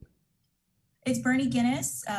She is now filling that vacancy that was left by Edith, who is now at Guam Housing Corporation. So Bernie Guinness is now the Department of Administration Deputy Administrator. Ricky Orsini is filling that vacancy from Carlo Branch. She's now our policy director. And Logan Regis, of course, I know you paid special attention to him, digital engagement manager, especially now we're working with COVID times and post-COVID times where the expectation is most of us are online and using technology and really pulling a page from the KUAM's playbook because you guys have done a fantastic job at really embracing media, social media, and those platforms. We want to be like you. And so that's really what part of the Crystal, job is. I've given special attention to it because I feel like at this time hiring someone to post stuff on social media for $65,000 a year when nurses get half that, when it takes teachers decades to achieve that pay level. Because when I look at the social media, I mean, in some ways we're trying to catch up with you guys. Like I can't even watch YouTube without getting interrupted by these infomercials from the governor's office. So I just felt like you guys already have such a strong social media presence. So who was doing that, and are they no longer with the governor's office? And is that kind of Logan's? That was me. Oh, okay. That was me, myself, and I. So you're not doing that I anymore. definitely need help. I need help. Right. I need help, Chris. You want to come down here? But I just, Jason too. Jason actually, you actually would be also ideal for this position. Right. And communications, as we all know, all of us in the Zoom room right now, communications, as media knows, is important. We have just about a staff of 5 people, and we're doing everything. For the most part, I was doing all the social media. Compare that to the previous communications staff, who had double the staffing than what we have right now existing today. And now we need to communicate more with less, especially with the pandemic. And we want to make sure that we're properly communicating, our services, the aid and the grants available to the public, especially as we move towards recovery. And I want to note that when I spoke with Logan earlier this week, when he came in on Monday, he really wants to build an ecosystem, a digital ecosystem of sorts, because right now our social media talks to people, but it doesn't allow people to talk to us. It's not as favorable for having people talk to us. And a lot of people are intimidated by government or seeking out services from the government. So I want to say that I was managing all the social media for the last 2 years of our administration. A lot of people turn to Facebook Messenger to reach out to the governor. Maybe they don't know where to find this information, or they don't know where to get help, or no one answered the phone. And so I was going in one by one, answering messages. Social media, also Instagram, people talking back to us, and we're not able to fully engage with them. So that's part of Logan's job. But the bigger picture is this administration really wants to take us well into the 21st century and beyond. We want to have the infrastructure like the Guam legislature has. They have an AV department, and they're able to broadcast on YouTube Live. They're able to do more than we can. And we're the executive branch, and so we should really be leading by example. Also, Logan, when the first task I wanted him to tackle on was making our website more user-friendly, ensuring it loads, that you can find all the documents that you need. If you ask a question as a member of the media, I want to be able to give you a link and you be able to find it. And so even with the public health website, if you don't know what you're looking for, you might not be able to find it. And so we want to make it more user-friendly. Again, we want to make government more friendly to our people. And a lot of people won't call, or they get frustrated calling a government landline, or not knowing who to call or what agency to seek out the service. And so social media has been that. And also I want to note that with our vaccination efforts continuing, we're going to need to start targeting younger people. especially as we start lowering the ages for vaccinations. We're starting to need to engage them, get them involved. And so that's social media, as you know, is the number one platform. My parents, I found out 2 weeks ago, they got TikTok. I'm not even on TikTok, and my mom and dad have TikTok. So this just blew my mind. So I sat there with my mom and watched her scroll through TikTok. And so that just speaks volumes to, it's a sign of the times. Yeah. Logan's pay and his position is comparable to what other governors are doing in the States. And so I This think isn't the States, though. And I mean, I've heard that comparison. Sorry, Crystal. I've heard that comparison that, social media marketers in the States, well, first of all, it's a much larger market. Second of all, those positions, at least that were talked about with me, are private sector positions. And that's the kind of the issue I have with this is that you're hiring someone to run the governor's social media, which is already being run. And when you talk about putting out information, I mean, we have government agencies that have PIOs. You guys have, PBS, and not really just singling in. I just think that this kind of hire just highlights other issues that people have with the communication strategy of the office of the governor, which to me, it seems like you guys are really migrating towards a one-way communication on social media where, for example, we don't get the governor on this show, but we get these video messages that you guys like to put out. But the problem is the people of Guam, the media of Guam, you can't ask a video message a question. And so what you say is, or what you see as moving into the 21st century, I kind of see as a further erosion of media accessibility and the creation of a quasi-state-run media outlet. I'm not saying that we're the Chinese government, but you know what I'm saying, Crystal. I mean, and then given all that, we have agencies that put out this information, and I just kind of see it as like when I look at the governor's Facebook, there's some information there, but most of it is kind of designed to puff up the administration, which I mean is politics. I get it, right? And that's why I think people kind of have a problem with this is because they see it for maybe what it is, which is we hire a guy to increase the governor's social media game ahead of the election. Well, I disagree. I want to note that our directors are in heavy rotation on all the media outlets. Right before me, you had Lonnie Brennan from the Department of Youth Affairs, who's now subbing in at Child Protective Services. I think right after me, you have Edward Byrne. We have been so accessible. I mean, I know that the press conference is one issue that you have. And again, that's on an as-needed basis. But if you needed information, all our directors are readily available to you. Most of your show actually is our directors, our directors, our deputies, our advisors. Most of your show is our government officials. So I would argue against you that when you argue that we're not being transparent. Other than that, I didn't say you weren't being transparent. I said there's no accessibility to the governor.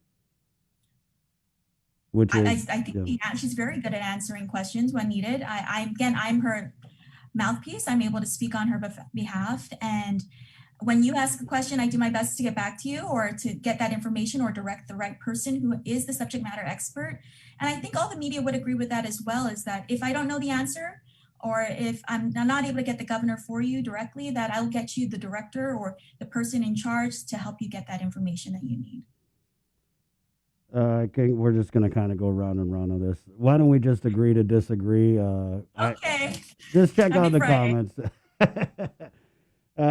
So again, we have facing $100 million shortfall, and you're maintaining that, yeah, we're hiring these people, we're paying them 80, 90, 65 grand, whatever, but you're still under a budget. Do you feel that people can argue that if you're coming in under a budget, maybe we need to do more to cut that budget? Like maybe the judiciary? Expectation is more. The expectation is more. What does that mean? I want to give the example of the Department of Administration, for example. They had to telework, but they had to do more. They were administering all the different programs, Program on Salapi and all the other initiatives, yet they were charged, they had to do more with less. And that's the same expectation here. Again, I was the one running most of what you see existing that's mostly me. I need help, especially as I take on new responsibilities as the communications director. And I want to remind people that Logan's job is not just social media, not just posting photos or videos or the like. His job also includes the collateral duties of the Office of the Governor's Communications Department. All right. Anything in closing? I just don't see the point. I think you're on that side now, Crystal, and maybe you forgot what it's like to be on this side. But when people are out here hurting and you guys hiring people to, and I get it that's the defense. That it's not just social media, but at some point it kind of seems like you're just lobbing a bunch of responsibilities that in an attempt to justify this salary, which, I mean, I know people out here in the private sector do the same thing for 40 grand, you know what I mean? And you know that people have a right to complain about how much you guys in the government are making. Understood. Yes, I hear you. Okay. So thank you. And if we could get the governor on, if you want to arrange that, that'd be great. Okay, let me know what the topics are so we can prepare and make sure we have all the answers. Right on. Okay, Crystal, anything in closing? What do you guys got going on today? The Spanish ship? The Spanish ship, yeah. If you look to the west today, the Elcano, in commemoration of the 500th circumnavigation of Magellan, it will be coming in this morning. Governor and Lieutenant Governor will be greeting that ship on Naval Base Guam. That's not a public event. What will be a public event, or minimally public, limited attendance, is Monday, which is Guam History and Culture Day. Down in Pneumatic, I understand there's a plaque presentation of sorts, and so that will be happening on Monday. We can reach out to Historiata, the Comisión Historiata, for more information. But actually, what I do want to get on your radar, Chris, is the public health emergency. It will be expiring, so Governor Leon Guerrero will be signing an executive order later today to basically extend that public health emergency to now expire on April 1st, 2021. Did you have So that's one of the things we can expect. Did you have a reaction? Sorry, I know we're almost done, but Sabrina was asking me to get a reaction to GVB. I think that Jerry Perez had come out and said that the protocols in place are too restrictive, and I think basically what he was saying that, oh, nobody's going to come here because they can't have fun. Most definitely, and I really think part of the holdup is us not knowing if we have that strain, those new strains yet. And while I totally respect, Governor Carl and Jerry Perez and all the fantastic work they do for our Visitors Bureau, our #1 industry, we got to still prioritize the health of our people. And so now we're seeing so much progress, not only with our low positivity, with our low CAR score, and now with the high vaccination rate. I think that's something we can progress to, but I don't think that opening tourism and welcoming our visitors today would be the right idea. Again, COVID-19 is not over. Again, we're going to be extending that public health emergency. We definitely want to work in tandem with the Guam Visitors Bureau, and I believe that the recovery team will be doing that. But I would be scared if we opened our doors, if we opened our borders and said, "Hey, come in." Yeah, right. We're underperforming now, but it's better that we're in control of the situation locally before we welcome community spread that was introduced by travel. We are doing such a great job with our quarantine. Now our quarantine situation has been getting rave reviews because people enjoy our quarantine facilities. They understand the importance of it, and the Joint Information Center continues to report almost on a nightly basis that we continue to find new COVID positives in our quarantine facility. And so it would probably be too soon to just let everyone loose if they were to come into Guam, but to maintain that quarantine protocol to an extent. Again, we keep coming back to analyze it. So maybe the situation will change in a few weeks, but at this time we won't be tourism has never truly stopped, but because we can't close our borders, again, the governor not having that power to close the airport, which is an FAA facility, but we do have those quarantine measures in place to make sure that the people of Guam are safe, especially as we don't know yet whether or not we have this CDC, any results from the CDC, and whether or not we have any new strains of the COVID virus. First, who's giving quarantine rave reviews? At least I'm getting a lot of personal ones. People who traveled the first time around early on in the pandemic, and then they had to undergo our first quarantine facility, and then they had to go off island again, and they came back. They have great reviews for the Guam National Guard, for the Dusitani, and their facilities, both at the former Outrigger and the Dusitani, the original hotel. The food has improved, the facilities have improved, the services, accessibility. health. I know our isolation facilities do have some issues, and I would direct you to Jenna Gamindi Blas for those. Yeah. But the quarantine facilities are great. Man, Crystal, it kind of sounds like GVB and the Office of the Governor are on two totally different pages because Jerry No, I Perez. don't think so. No. So he was saying that the plan right now from public health doesn't include tourism. And, Uncle Carl, this guy's moving full steam ahead. You know what I mean? Running down the railroad tracks. But you're saying you guys don't want to open because we get COVID from incoming travelers. So that's what I mean. It kind of seems we're in the same book, but he read ahead. He's on the last chapter. Yeah, and we're like not there yet. Like let's wait. We're not there yet. So GVP may have read ahead a little bit. Again, we want to continue to monitor the situation. KUM, you know how fast the situation changes. We were in a very relaxed state last summer. The last thing we'd want to do is a repeat situation, have deja vu, and go back into lockdown. What would be a third lockdown? And so none of the I don't think anyone on Guam wants that again. I just want to commend again. This week was a milestone week for us as we opened bars and taverns. And so, I was just listening to KUM this morning and Janella saying, everyone was under compliance, everyone was doing a good job. And so let's keep up the good work. And maybe in the very near future, we can open our doors again and welcome tourists, safely for both them and for the people of Guam, and ensure that when they return home, that they're also safe. Do you think that April 1st then is not a realistic deadline to reopen the island to tourism? I'm not. Actually, March 1st is Monday, Chris. I cannot believe how fast this week is going. And not too sure we'll take it on a week-by-week basis, or in the case of COVID, we like to look at things in a 2-week observe what happens in 2 weeks and then proceed with our policy decisions. But that's where we stand. Okay. You good? Anybody? Yeah. Okay. Thanks, Crystal. Thanks, Chris. See ya. Have a great day. Viva Fitness or Viva Friday. All right. Crystal Pacos and Augustine, communications director for the office of the governor there.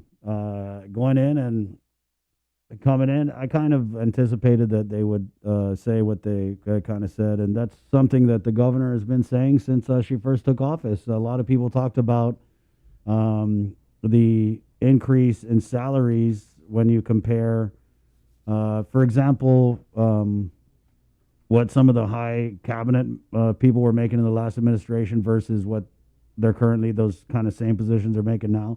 There was just a big, it looks like if you look at position to position, pay was increased like $20,000-$30,000.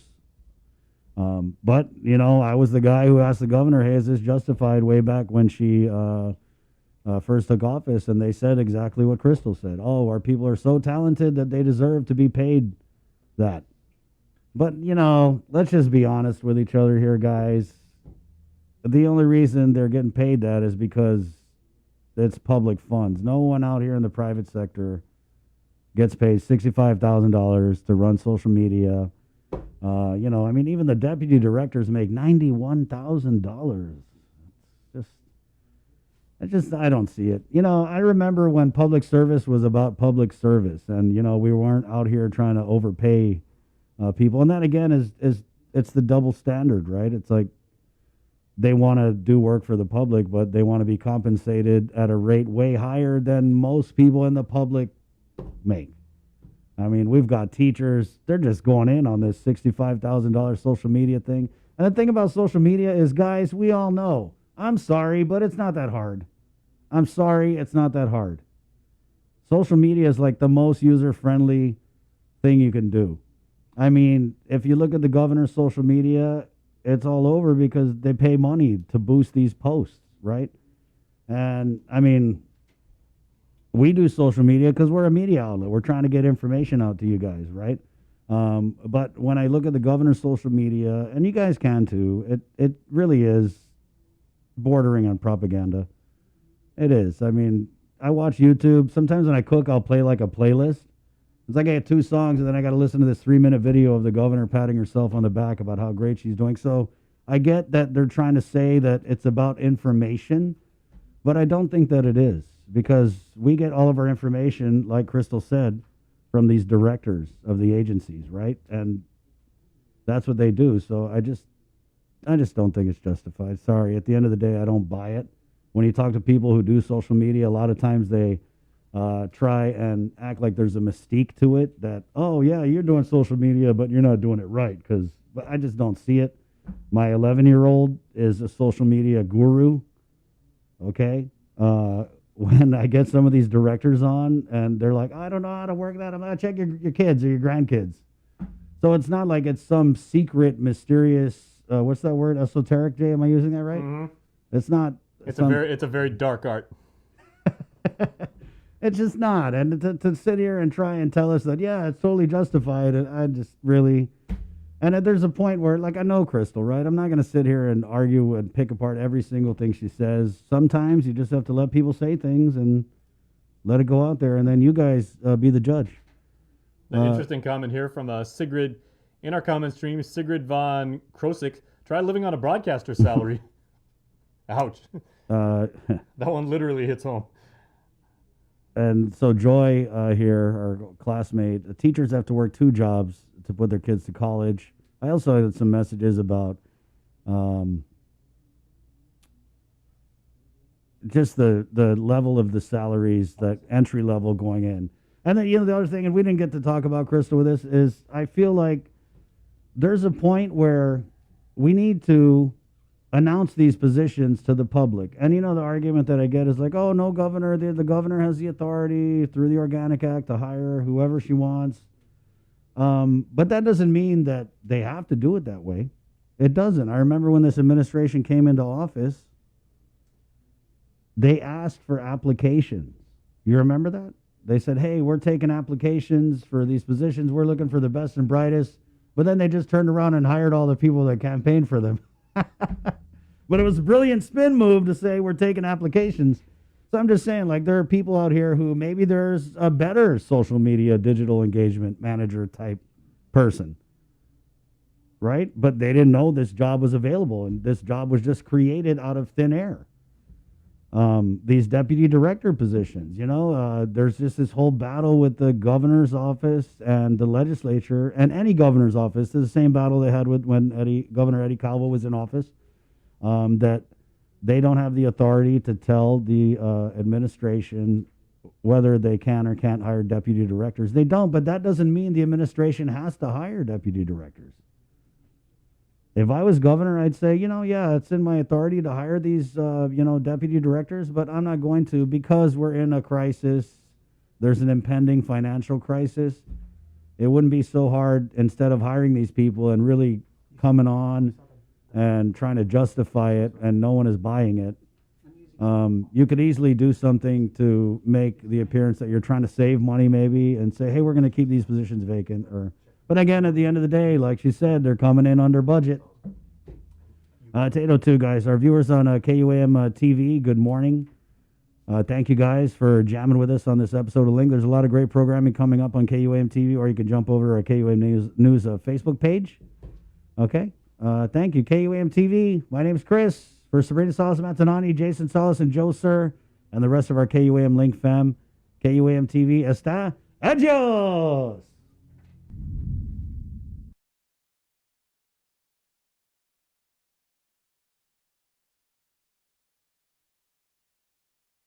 It's 8:03. I kind of wanted to also go into some of these comments here. There's this fake account, Elliot Rodriguez. We get a bunch of fake accounts on our Facebook live feed. But Elliot Rodriguez is one of them. And I don't even care, guys. I get it that you guys work probably for the governor and you don't want to put your real name out there. And I value all input. But he commented here, is anyone else concerned that all major media companies are owned by Republicans? KUM is clearly Calvo, as you can tell with the guests and the stories. PDN is now Moylan. This is going to affect how issues are framed. I just want to say... not all media companies here are Republican leaning. I will say that. Yeah, I mean, and I just want to say, there's certain of our contemporaries that definitely are on the other side of the political fence. Right, so. yeah. And I just want to say, I told you guys many times, I'm a Democrat. I'm a Democrat. I'm not some far-right, pro-Trump, burn your mask, don't get vaccinated because it's going to make you grow a finger out of your throat type of guy. I'm not that guy, dude. I'm not. And I also want to say that when I was doing the news, when Governor Eddie Calvo was still in office, I did stories about the Chamorro Land Trust controversy at Barragata Heights. I pretty much got into a yelling match with the director of the Chamorro Land Trust, who was hired by former Governor Eddie Calvo. I did stories on the salaries at that time, which were actually lower than the ones now under Governor Liu. And Governor Eddie Calvo was so pissed off at the story that we did here on KUAM, which is supposedly controlled by the Republicans and whatever. But he was so pissed at the story I did about his cabinet salaries that he called the other media company to complain about me. Remember that? So I don't buy this crap that, like, you know, oh, this is being ruined by the Republicans. No. Remember, during the pandemic, okay, when Governor Liu locked us down, what media was saying stay home? What media was saying wash your hands? What media was saying let's keep each other safe? It was us. We were all in on this pandemic. And now that the dust is settled and it's time to ask tough questions again, these ghost accounts want to throw that we're somehow biased. I disagree. And that's the problem with politicians, Republican, Democrat. They will take any criticism, any tough question, and they will spin it and say it's a personal attack, which it just clearly isn't. I mean, we're just asking the questions that people want to know. I mean, people want to know, you really need to get paid $91,000? Do you really need a $10,000 pay raise?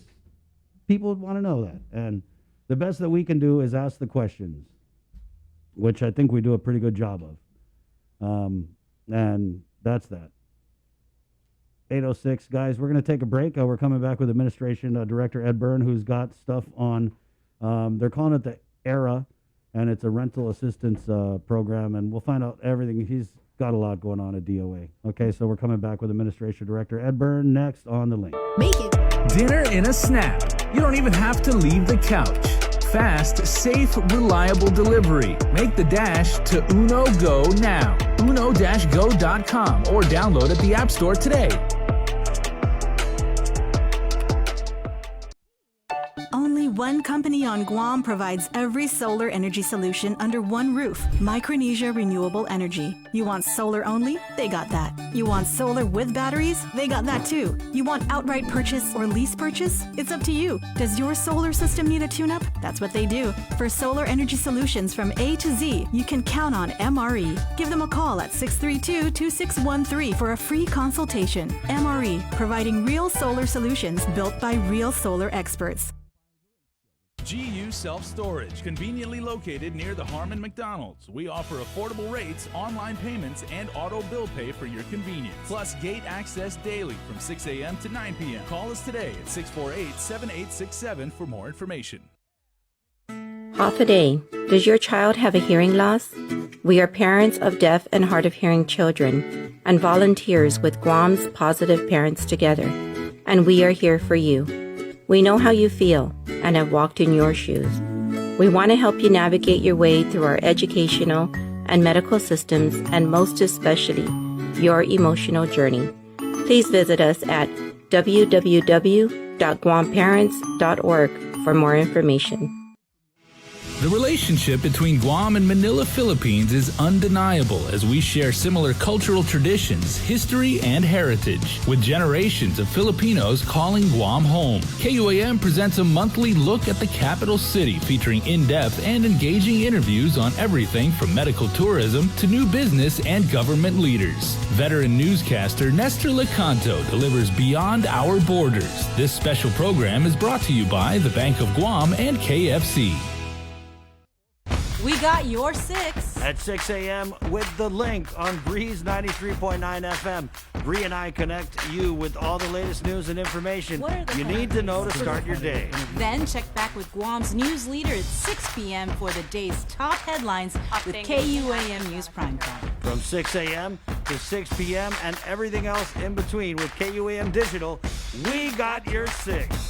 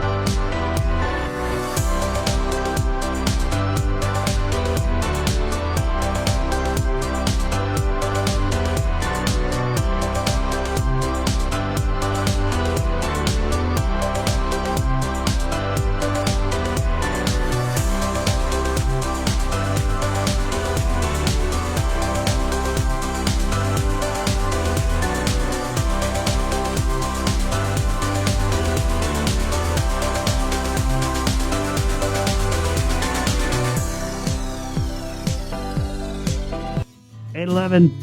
I walked up to her and This is the link. Let's go to the Zoom room here. We're going to talk about the interview with Crystal and read a bunch of the comments, but let's get Mr. Byrne on, who is joined by the new Deputy Director of Department Administration. I hope your ears weren't burning in that last interview, Bernie. It's okay. I'm Bernie, and I'm with Mr. Byrne, so we're fine. Right on. So Bernie is the new Deputy at Department of Administration, and Mr. Byrne, of course, is the Director.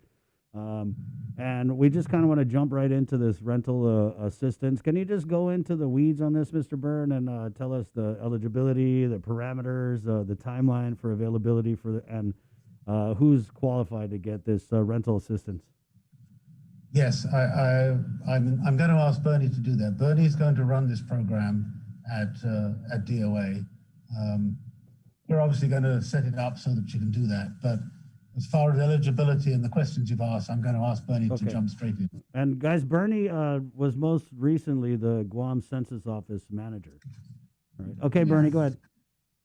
Hi, good morning. So basically, can you hear me? The program is a $33.6 million program, and there's 3 criteria and eligibility that has to be met. This is for renters only, right? This is a rental program. So it's really to assist to pay for the arrears rental payments, rental arrears, utilities, utility arrears, and then there might be some other services down the line that might be included. So what's basically happening is, so the first eligibility, and I know it was also in the news and in the newspaper, but the first eligibility for the household would be that they would have to qualify for unemployment, or have experienced a reduction in their household income based on COVID. Secondly, and keep in mind, it's all 3 that they have to meet, right? Secondly, there's a demonstration of risk of experiencing homelessness or instability in their home. And then lastly, which is really important, is the total household income. Again, it's the total house, it's inclusive of every working individual within that household. We have a chart as to for household members all the way from 1 to 8, and then it gives what the breakdown is as far as what the income should be. Really quick, I'll just go off the line. For household income, a household party of 1, the income level is at $36,400. If it is a household party of 2, it is total income of $41,600. Household size of 3, it's $46,800. Household party of 4, it's $52,000. And then household party of 5, it's $56,200. And there is we do have the chart to kind of base ourselves onto it. So again, those 3 items has to be met in order to qualify for this particular rental assistance program. There is a working session group that has been put together by the governor, and so we've been working diligently and feverishly in trying to get the SOPs in order, get the forms together. We anticipate rolling this out. The first application, the tenant pre-application would be available to the public. We anticipate that happening on March 3rd. So, there's money there. We know that the community needs this assistance, those who are renters and who are arrears with their rent and then also with their utilities. This is something that's there for the community. Keep in mind too, as far as what utilities what quantifies utility would be power, water, and then also trash removal. So that's pretty much the gist of what it is. What we're doing now is taking in this pre-application, having the residents or the tenants provide this to us, and then we'll have a team to take a look at it, review it, see whether or not they qualify. And once they do so, then we'll ask the supporting documents to prove their qualification. And then, hopefully we can just get those checks rolling out to them. Right on. Is there a place? That was a lot, Bernie. Is there a place where, is this online where people can go and then? Okay, yeah. So we again, like in the past week, we set up our email address. Our email address is ERA at DOA.guam.gov.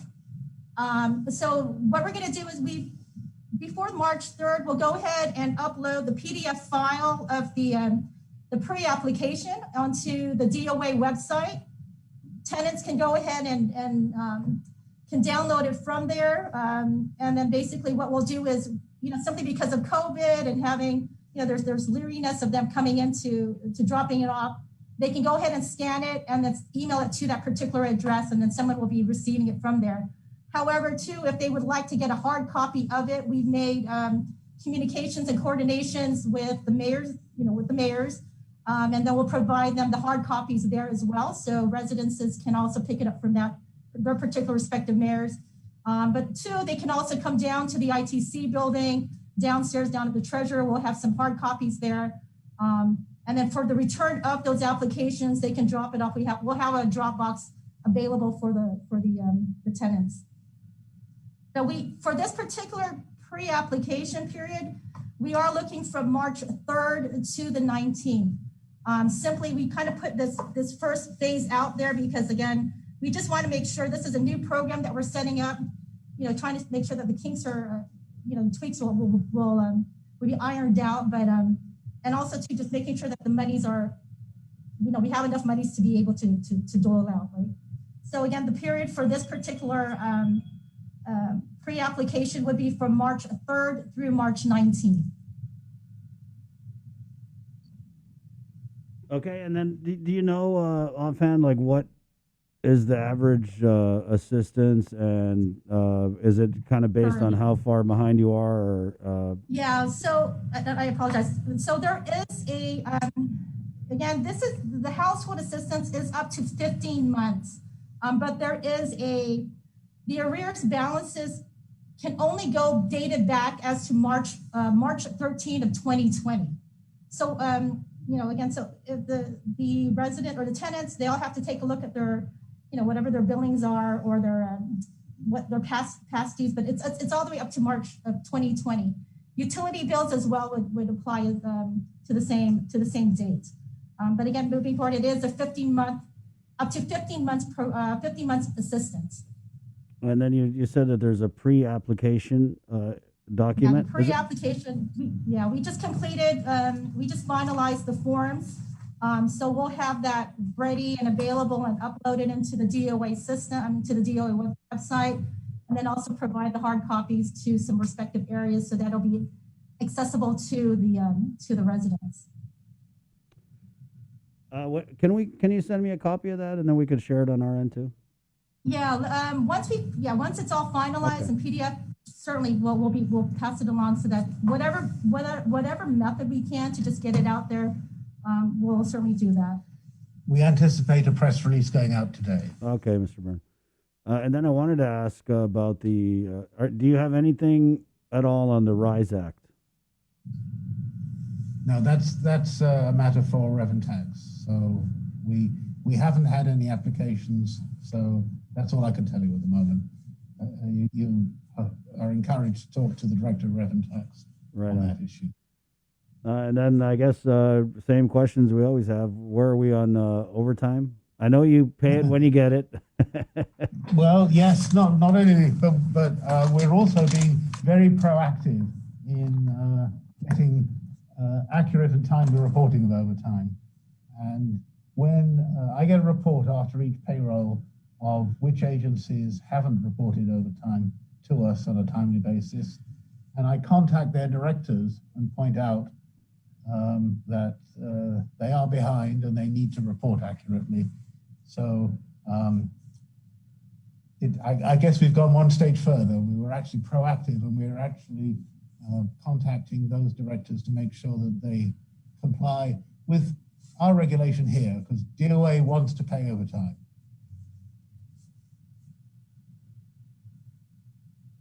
All right. What else you got going on, Mr. Byrne? Well, DOA has a lot going on, always does. And we have to deal with whatever's thrown at us. We have this whole new program being stood up, and we're delighted that we can get this aid out to people we can, and basically that's our job. as you know, we have basically got through, as we said we would. We've spent all the CARES Act money, the first 118 million that we got. We are very hopeful of getting the additional funding directly from the federal government that Congressman Sir Nicholas was talking about 2 weeks ago. And I understand the bill actually is going to be discussed by the House today or tomorrow. So we're hopeful of getting that money into. So we're doing all we can here to get as much money into the system so that we can get it out again to the people that need it as quickly as possible. We're still processing unemployment checks, where we've processed, I think, something like 80% of the stimulus 2 checks, and now we're kind of standing by ready to stand up a stimulus 3 program, which is also part of this new bill. So we don't stand still at DOA. You know, one thing I wanted to ask was, and because it's come up in different conversations, the reporting requirement for the CARES Act expenditures. I think there was a few senators who had said on the floor that, yeah, we put this in place, we got 2 reports, and then we didn't hear anything after that. The reports are on they were required to be posted to the governor's website. The report up to December is on the governor's website. We're currently here working on finalizing the January report. And that will be on the website as soon as it's finalized. So are you saying the senators, they just didn't know that you posted up on the governor's website? Maybe they don't like to look at the governor's website. I don't know. But I know you do, so I'm confident that you'll point them in the right direction. Right on. Okay, senators, guys, you know, you got to check the website, man. Oh, that's funny. And so you're working on January's report. Any comment on that audit that came out from the public auditor on the CARES Act expenditures? The public auditor is doing his reporting. I guess he, as a result of his initial look at what was the system that was then in place, and the system has evolved because we've finally got the final regulations that were published in the Federal Register. I think it was almost at the end of December, even though we originally got the funding in April. But the final Treasury regulations were published in December. So he is doing these interim reports. We're doing these interim reports. So there's a fair amount of information out there about where the money's going and where it's being spent. And I'm sure that will continue were we to, as I hope we do, get the new funding. All right. Bree, you got any questions for Mr. Byrne? Mr. Byrne. Hi, Sabrina. He just said hi. I don't know. We already talked about Bridgerton? We didn't talk about Bridgerton yet. Well, we passed on from Bridgerton. I guess they're doing a new series, so I don't know when that will. Yeah, we're all waiting. Weren't you also into Queen's Gambit, Brie? No, I wasn't. Are you good or? Yeah, I'm sorry. I just walked in. All right, so. I know. And I'm like, I've only got like 4 questions deep with DOA. You know, I'm not a money man. Well, you know, that OPA report came out and it said there was a balance as of December for CARES Act money. Is there a balance for CARES Act money? It's now February. The OPA didn't take account of all the bills that we've been receiving from in particular from the quarantine facilities. Yeah, are we behind in we know paying? about. I beg your pardon? Are we behind in paying the quarantine facilities or the ISOFAC? Well, yeah, but if we've still got money in the fund, we haven't paid it out. Don't forget, he was commenting on a December report, and we're about to issue the January report, and that will have many more payments to the quarantine facilities included in. Okay. But in terms of CARES 1, there's nothing left then? Everything? There's nothing left. Okay. No. The director of BBMR said right at the very beginning we would have nothing. And that's what's happened.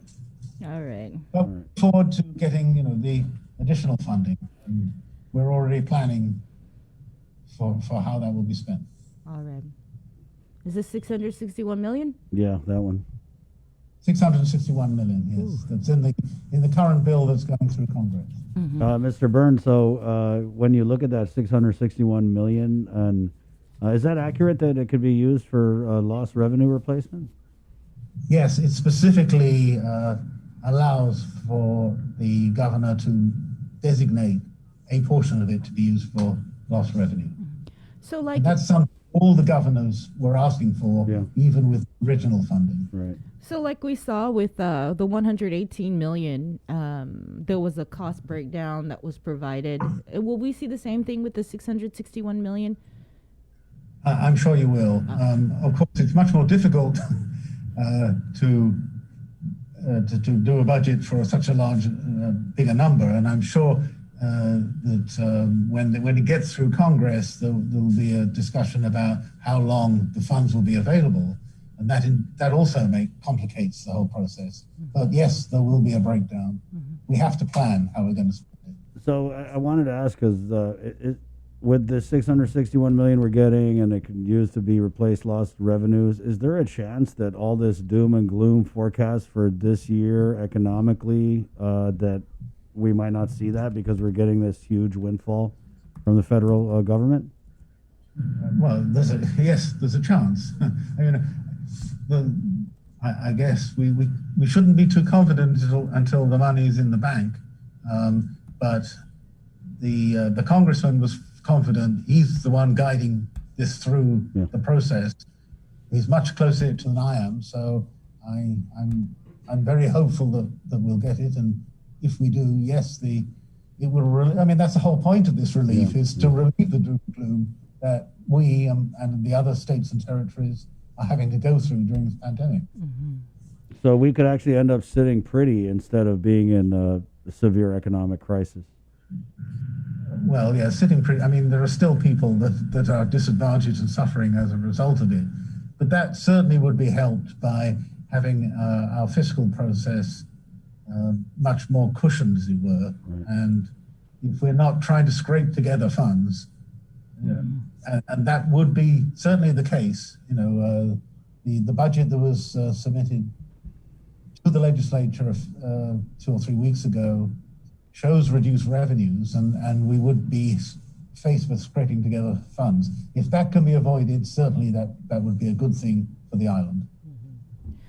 I'm not sure if Chris asked, but regarding public health, we have spoken with the speaker earlier this week, and she was mentioning how she's really frustrated with the fact that public health are supposed to be doing this investigation, but they kicked the ball over to the Department of Administration to look at the timesheets and things like that. Do you have any update on where DOA is in looking at the allegations of these nurses that were assigned to the government quarantine facility accused of time fraud? No, this is something that public health is looking into. We will support their request for information, but of course, I have to point out that the timesheets originally come from public health to us. But if they need help, we'll certainly provide the documentary help they need to so that they can determine who was where when, and I guess that's what they're actually looking for. So, have you not gotten the request? I've not got a request personally, no. But I'll check with my staff to find out whether there was a staff letter inquiry. Okay, because that was a couple weeks ago. That's what they said. Yeah, when Art was mentioning that. They're like, we don't know how to do timesheets. We're going to let Ed Byrne do it. It was something like that. I'm paraphrasing, really. I see. Well, yeah, I asked him about overtime. Okay. Like I I said, honestly think they should be doing timesheets. Right. I asked you about overtime, right, Ed? Can you tell my boss I asked you about overtime?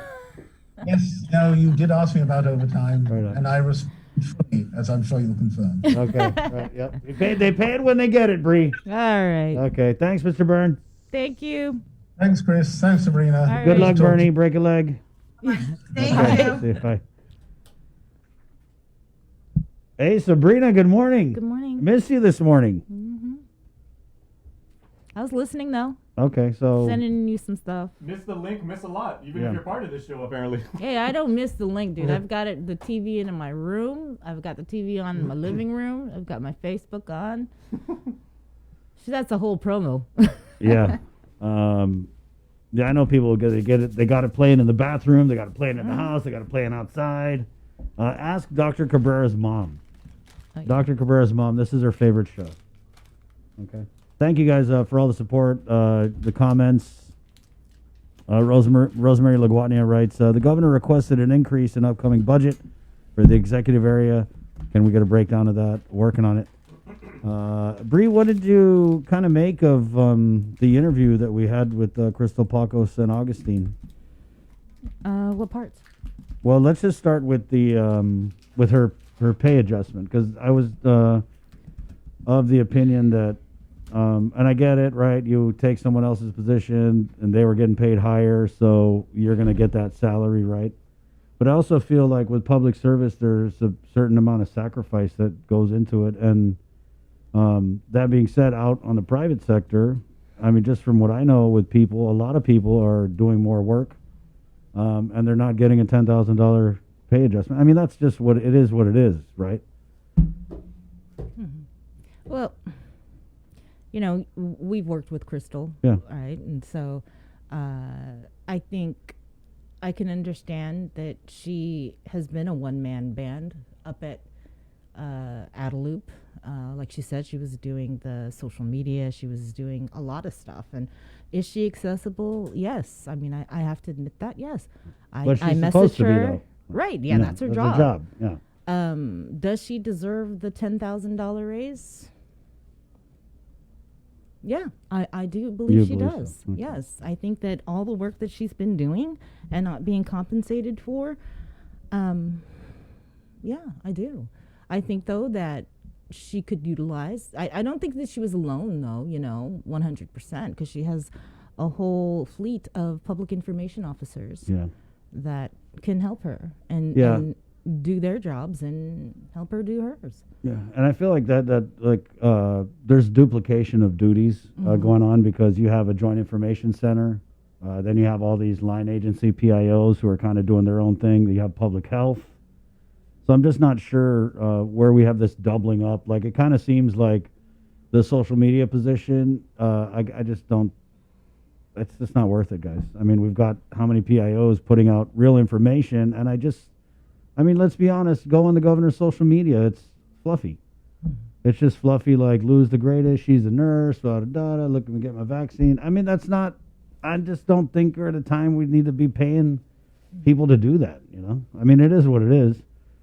And I just really think it's like I called it. They're just trying to boost the social media so they don't have to come on the real media and, answer tough questions. And then I also kind of was not offended, but what she had said about accessibility.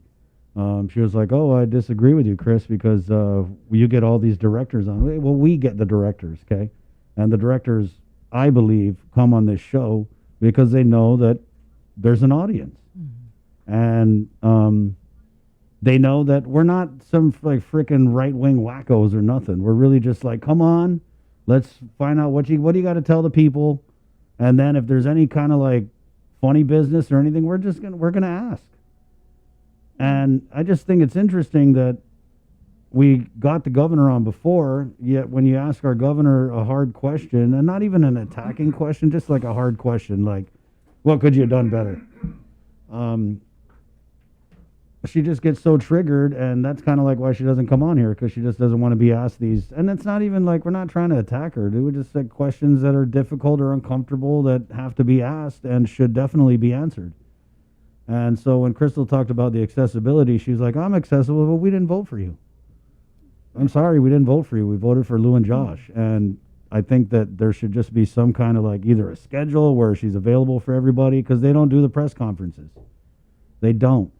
And this one-way communication through social media, that's just the way governments are going. I mean, and it's unfortunate as a person who believes in a free press and, the right for not just the media, I mean, for you guys out here to ask questions, to demand transparency and accountability. That's just basic to me. It's basic. So these directors come on, we ask them tough questions, and guess what? They still come on again. And I just wish that kind of maturity, or whatever you want to call it, was, reflected in the leadership, because it's not. It's just not. And like I said, I don't think you can ask Facebook a question. Last time I checked. No, I agree. I would like to be able to speak with the governor more frequently, and hearing her justify some of the things that she's doing. Right. I've put in a request already for a one-on-one interview. We'll see if that goes through. Yeah. Because And I'm sorry, Bree, I don't want to jinx your interview, but I also feel like we shouldn't have to, kiss up to get the governor on to answer questions. We just shouldn't. Really, the I'm governor. not kissing no, up. I'm not saying you are, What but is I'm just saying, she hasn't been on here since, I want to say October, maybe. When she got COVID, I think that was the last time. election. Oh, election. Oh, that's right. It was election. Oh, I gotcha. That's right. She came on the election to tell everyone to vote Democrat. But yeah, and I don't, I don't know, guys. I just feel like I don't want to sit here and over-explain something that most of us get. 90% of the people out here in the real world get it. And I just feel like Adelup has kind of turned into this bubble where it's like, they're just doing their own thing in there, you know what I mean? And they're comfortable at it. And I don't think there's a lot of comfort out here in the community. So that's it. And I just feel like they're just coming from a place where they can't relate and we can't relate to them. Not even me personally, but just nobody can relate to getting paid $65,000 to take flattering pictures of the governor. It's just not real. Crystal's pay adjustment, $10,000 raise. I get what you're saying, Bree, and I just feel like it would be so easy for, instead of this conversation we're having about why are you paying these political hires so much money, or why are you giving a big raise to people, the conversation could easily be one that the governor announces that, hey, Crystal is supposed to get a $10,000 raise, but we're not going to give it to her until we figure out where we are with the finances or whatever. It would just be so easy to turn it into a W, into a win, a public relations win. Instead of just this kind of oh, well, I'm worth it. You know what I mean? I mean, you go, girl. Be confident. But remember, that's the people's money that you're all getting paid with. And that's where I we... hear you. Do I agree, like you said, does she deserve that $10,000 raise? Yes, I do. Yeah. Right now, maybe not. Good point. And I think that's the thing, is the timing of it, right? People are just suffering, and they're salty. I mean, but it's justified saltiness. Like when you have teachers, we just had that clip from that nurse yesterday who said starting pay is $36,000. Why are we going to pay somebody to post whatever on whatever double what we pay a nurse who saves lives? I mean, that social media don't save nobody's life. Yeah. I mean, could money be used elsewhere? Obviously. Obviously. And probably should have been. Should have totally been. I mean. Totally. Let's enhance revenue tax. Let's enhance DOL. Let's enhance, other agencies that need the help. Right, and that's what the release that the governor put out. She said, "Hey, these people have been appointed, and they're my team. They're my people, and they're going to enhance the recovery of the island." Right. So there you go. Hey. At the end of the day, though, I think the main takeaway in closing. It is what it is. It is what it is. You know what I mean? It's 8:40. Senator Sabina Perez in the KUAM News Zoom room. We'll come on with her next right here on the link. Good morning. The relationship between Guam and Manila, Philippines. Located near the Harmon McDonald's. We offer affordable rates, online payments, and auto bill pay for your convenience. Plus gate access daily from 6 a.m. to 9 p.m. Call us today at 648-7867 for more information. The relationship between Guam and Manila, Philippines is undeniable as we share similar cultural traditions, history, and heritage, with generations of Filipinos calling Guam home. KUAM presents a monthly look at the capital city featuring in-depth and engaging interviews on everything from medical tourism to new business and government leaders. Veteran newscaster Nestor Lecanto delivers Beyond Our Borders. This special program is brought to you by the Bank of Guam and KFC. Only Only one company on Guam provides every solar energy solution under one roof. Micronesia Renewable Energy. You want solar only? They got that. You want solar with batteries? They got that too. You want outright purchase or lease purchase? It's up to you. Does your solar system need a tune-up? That's what they do. For solar energy solutions from A to Z, you can count on MRE. Give them a call at 632-2613 for a free consultation. MRE, providing real solar solutions built by real solar experts. Half a day. Does your child have a hearing loss? We are parents of deaf and hard of hearing children and volunteers with Guam's Positive Parents Together, and we are here for you. We know how you feel and have walked in your shoes. We want to help you navigate your way through our educational and medical systems, and most especially, your emotional journey. Please visit us at www.guamparents.org for more information. The relationship between Guam and Manila, Philippines is undeniable as we share similar cultural traditions, history, and heritage, with generations of Filipinos calling Guam home. KUAM presents a monthly look at the capital city featuring in-depth and engaging interviews on everything from medical tourism to new business and government leaders. Veteran newscaster Nestor Lecanto delivers Beyond Our Borders. This special program is brought to you by the Bank of Guam and KFC. Hungry? Grab your phone, open the app, make the order. Done! Satisfy your cravings in a safe, quick, convenient way. Make the dash to Uno Go now. uno-go.com or download at the App Store today.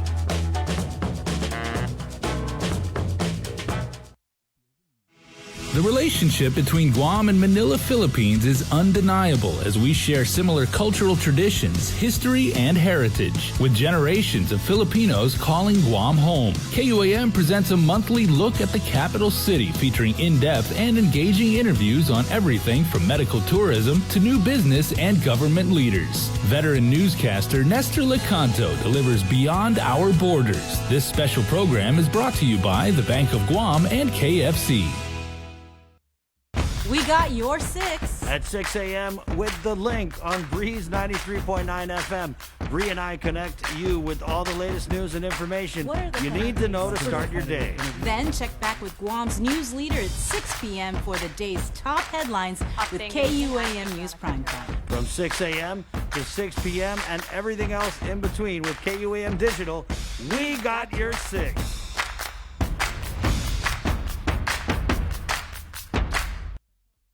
The legislature who gets paid $10,000 less than a guy who posts on social media at Adelup.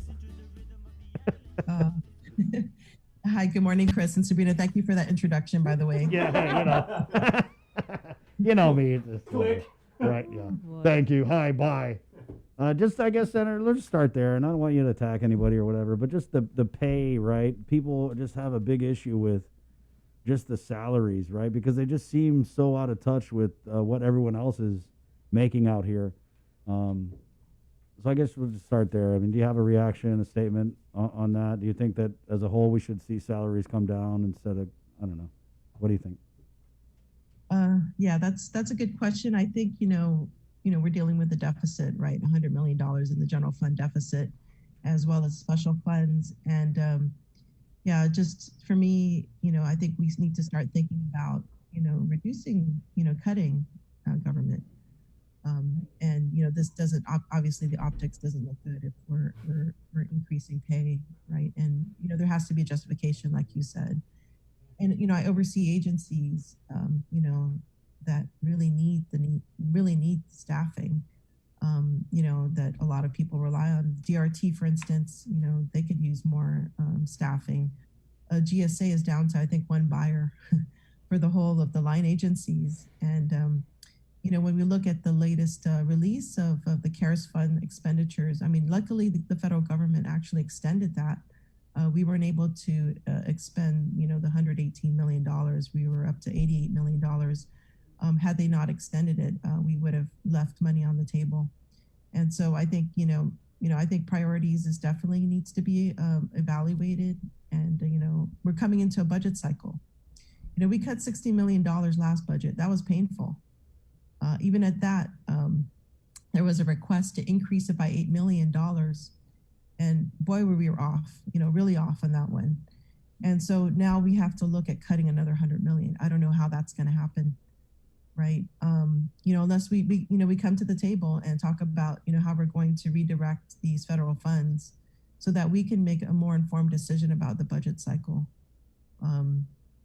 So yeah, there definitely needs to be a change, I think, in how things are done. But yeah, I don't know if you wanted me to talk about other things. No, I did. today. I just figured we'd ask you to chime in on. You on said that. coming to the table, but do you think the legislature will be actually invited to have a seat at the table, and how that 661 million is going to be divvied out? Yeah, because the precedent was set that you guys have no authority over the CARES Act funds. Yeah, that is true. It is under the discretion of the governor, but I think we're one community, right? We should all work toward the best of the interest of the community, and I think this is the time now to really forge a plan for economic diversification. We can't, even at the national level, Congress is pushing back, right? The Republicans are pushing back on the $1.9 trillion aid. And so we see the writing on the wall that we cannot continually expect to receive federal funds to bail us out. And we really need to put our efforts in diversifying this economy.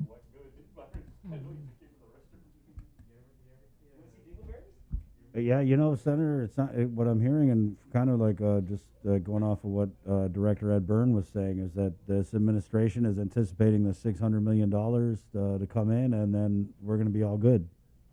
And so all this talk about people at Adelup get paid too much or whatever, it's just going to be irrelevant because we're going to get $600 million, so it doesn't matter what the ER, or whatever says. That's kind of what I'm hearing.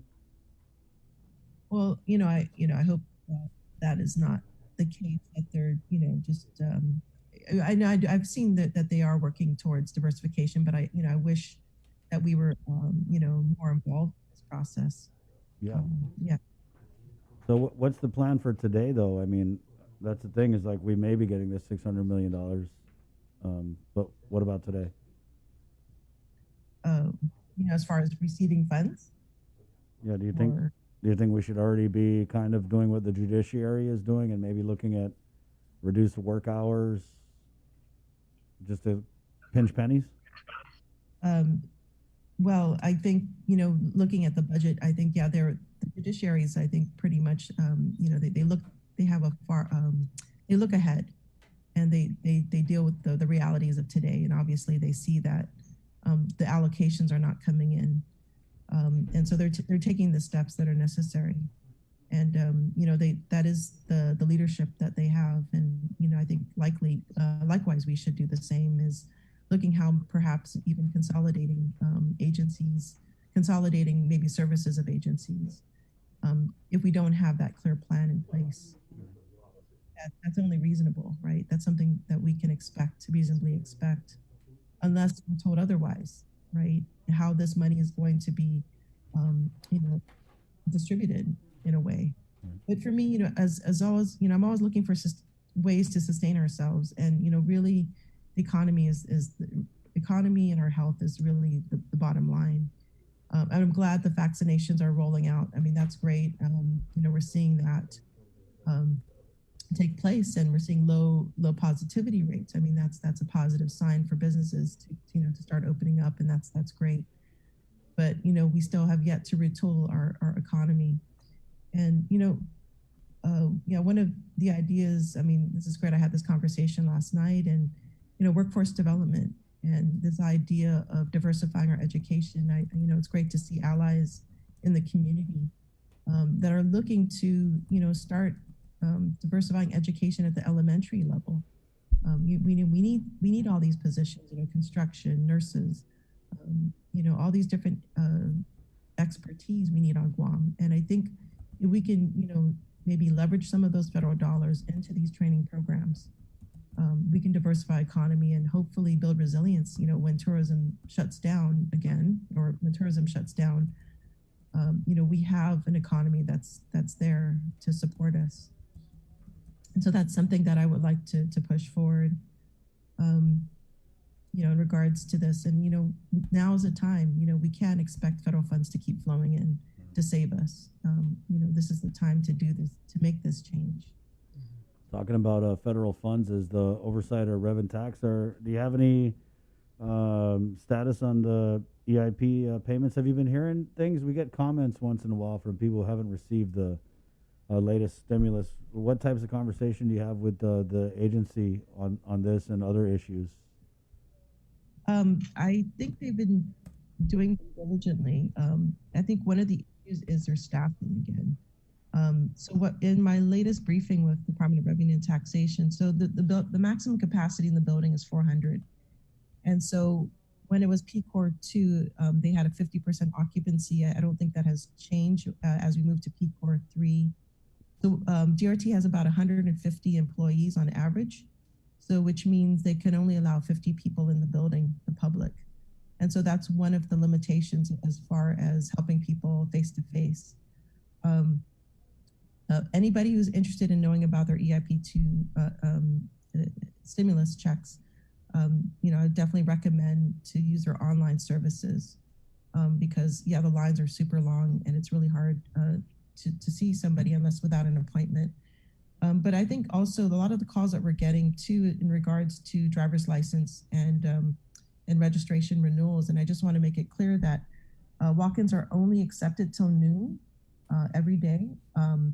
And then Monday, Tuesday, Wednesday is only for driver's license request, and Thursday and Friday is for registration only. So I know people have been frustrated as far as they wait in line and only to be turned away.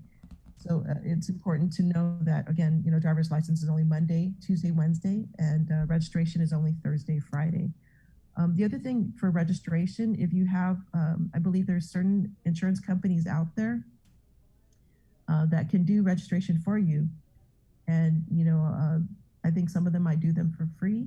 So, please take advantage of that for the type of the registration. Also, I want to point out that starting in March, GRT must be filed online unless due to hardship. So there might be some exceptions due to hardship, but for now it's mandated. And so what's great about that is if you need to pay, the credit card fees are waived. Also, income taxes can be filed online, only the 1040 forms. And again, if you need to pay, you can pay online, but should you want to pay in person, you would have to do it at the Treasury locations.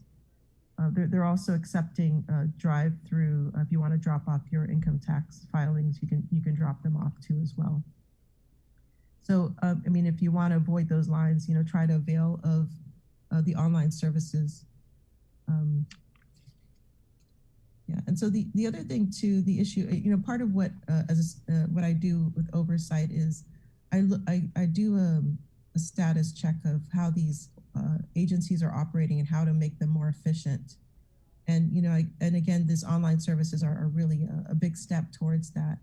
But what's in the works is that they're also looking to interconnect with the different agencies to improve collections. And so, there was an audit that came out, I believe last year, regarding how we're losing collections when it comes to use tax. And it's a huge amount.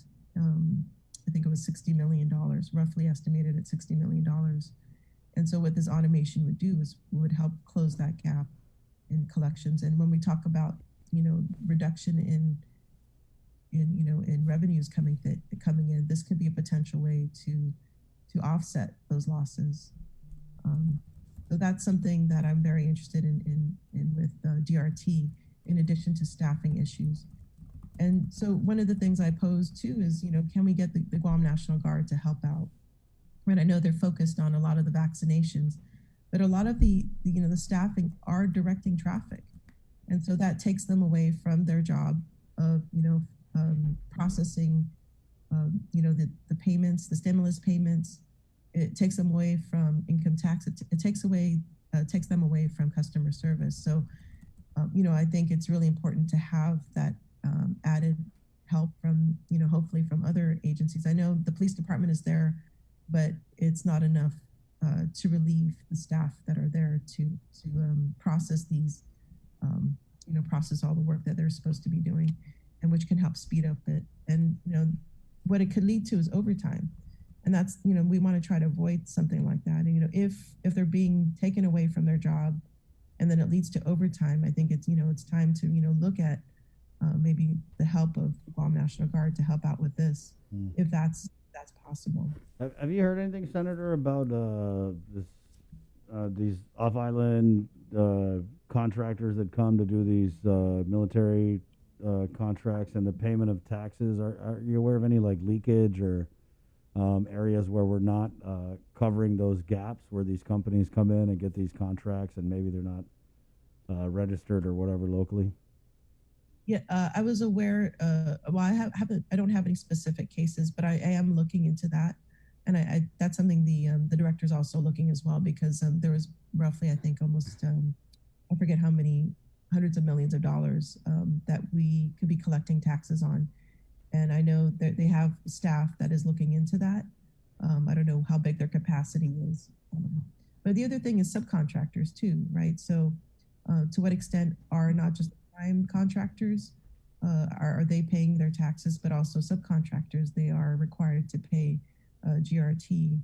So that too, I believe is also they're looking into those sort of things. What's the issue? Well, I'm not too sure, because I don't know if we are losing any funds, but I mean, So we're just looking into it now at this point. Senator, we did a story and we interviewed Senator James Moylan yesterday about his concerns about the RISE Act payments. And this is a program that is supposed to be administered through the Department of Revenue and Taxation, which you have oversight over. Have you had any communications with DRT on if and when this is going to be implemented? I actually haven't. So that's something good on my to-do list. But yes, I mean that's something with the $600 million coming into Guam. I mean that's something that should be prioritized, and it is law. So definitely would follow up with that. Is that what you're going to do? Is you're going to say, hey, you got the $600 million, give me some of that for the RISE Act? Because wasn't it supposed to be, there was no funding for it or something, right? It was supposed to be prioritized with federal funds. And then CARES 1, they used all the money. Yeah. And then it gave the option, okay, well, you have transfer authority, the governor does, to pay out the I think it cost $30 million to fund it, right? And who is eligible for that? Because I want to know who right now is getting the short end of the stick because someone didn't get the money for this program. It's obviously people in need. Like who's eligible for RISE Act? You have to go back and look at the threshold levels. I imagine it's similar to the stimulus payments. I see. Where if you make a certain amount, then you don't qualify. But yeah, right. It was sort of like an unfunded mandate, depending on whether we received the federal funds. I guess that there was definitely a high likelihood that we were going to receive it, though. But we knew perfectly well that we weren't getting any local funds. Right. That was pretty obvious from both sides. We didn't have the funds, and now we for sure we don't have the funds. $100 million short in the general fund. You're the did you vote in favor of this bill? Excuse me? Did you vote in favor of this bill? I did. Yeah, I think most senators did. I don't recall if there was anyone that dissented on that one. Yeah, I don't think anyone's going to be like, no, don't give them money. Right, but this excludes Gov Guam employees, I think, right? And federal employees, because they were working throughout the pandemic. Right, yeah. There was an amendment on, I have to go back and check, but I think it was, there was an allowance if, let's say I believe if your spouse was a government employee, then it would only apply to that, the spouse that wasn't a government. Right. What about environment? What do you got going on as the environment chair? So, so I did get a briefing with Guam EPA. There were certain So basically like the recycling revolving fund, right? So I had to check in with them to see, how much is used. And so when looking at the recent CRER report, it's tracking way below. It's when we did the budget, it was expected to receive, expected to receive 2.8 million, and now it's tracking at 2 million. And so, what happened was the $500 was appropriated to G3 off the top, and then the mayors then got their initial round. I believe it was 800,000, and then they're going. They have up to 1.3 million. So that doesn't leave much left, right, with the recycling revolving fund. And we still need to, I think the mayors are expecting to collect more cars and white goods. And that is what the purpose of the recycling revolving fund.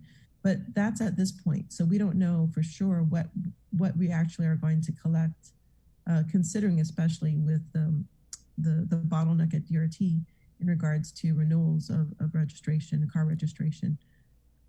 So that is something that I'm looking at very closely.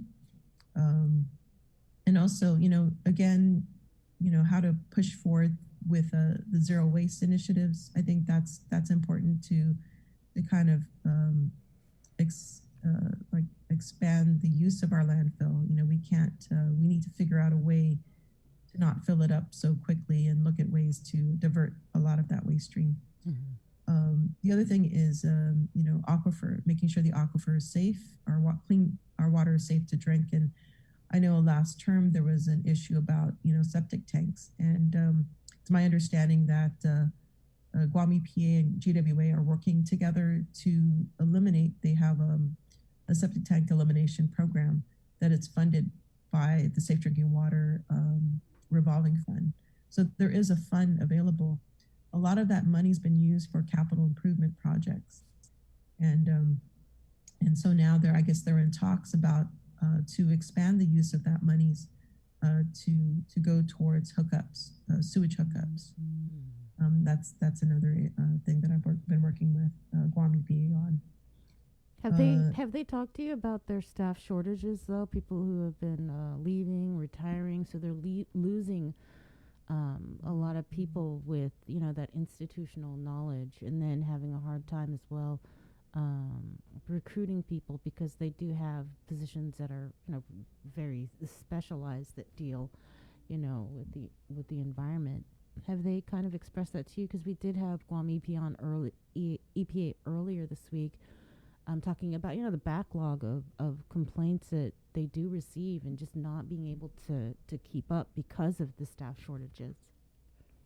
Yeah, you're absolutely correct, Bree. And it's, as much as I would like to have appropriated money from the general fund, it's very difficult to get that. When you have public health, you have Department of Education and public safety. We definitely need to find sources, and that's what this use tax would do. We were able to collect more in the use tax money towards Guam EPA, right? And of course, enforcement is a big thing. So they just recently got enforcement of violators. I mean, that's the other avenue of increasing their funds, is ensuring that enforcement actions are followed through, and they're not relieved. These violators are not relieved of having to pay, and that's what we've seen in the past. The violators, the penalties, and so glad to see that they actually are following. I mean, of course, I don't want to see any violations, but they are following through with that, and that's another avenue. Right. I know I did a bunch of stories on that, Senator, and, but I want to say it was kind of the last administration and leading into this one where people were getting the notices of violation, but it appears like the director has a lot of discretion in terms of like waiving fees or allowing these violators, instead of paying, to maybe provide some kind of service in lieu of cash. Right? Yeah, thank you for that investigation. I think that definitely really helped bring to light and transparency in that. Right. And I know that led to, I like to think it led to the law where they now have to publicly post the NOVs. And we did see a couple big fines on some military contractors. I want to say like there was one for, or a couple for like upwards of $100,000, right? Yeah, I'm not too sure, but I would have to go back and check on that. Right. Did you But guys? yeah, unfortunately, they're violating, right? Yeah, we'd rather not have them violate and harm the environment. But yeah, it's good that they're exercising their regulatory. Right. Are you? Is there a virtual hearing today for Parks and Recs? I know that's not your oversight, but yes, that's happening now. Are you going to be attending that once you get off? I would jump into it, but I do have another schedule. Oh. Are you going to the Spanish ship thing? I was not planning on. I think they were limiting the amount to of people that were attending that event. Right, yeah. Yeah, I know some of my friends on the Suckman wanted to go out and meet them, but I think they were told they can't or something. Yeah, I'm kind of concerned with Spain, right? They're close to that other variant of COVID, the UK variant. So yeah, I would still be cautious about interacting. Right on. Senator, what about labor? You're also the labor oversight? Yes, I am. And so since I had that info hearing, I'm glad to see some movement on the part of the efforts of Director Dave Della Sola. So I know he was trying to push for some what is it, PUA, that they can award PUA to workers with reduced hours. Right. And he was able to get clarification and confirmation that those that are at home because they have to take care of parents or take care of their child, or COVID related, they would qualify because they had to reduce their work hours due to that. And I think the other thing was if you had two jobs and you were laid off with your permanent job, or if you considered one of your two jobs a permanent job and you still held on to a part-time job, then you could qualify for PUA. So I'm really glad that he was able to get that through.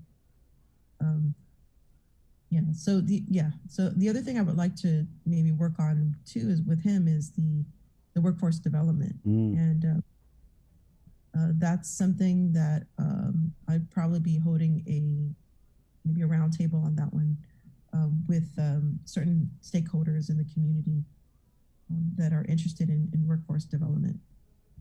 Because again, like I said earlier, we can't rely on the government, federal government monies continuously. I think you need to send that memo to Adelup. Maybe Jim Moylan will write a letter. Maybe you guys could use some of that $661 million to get a raise.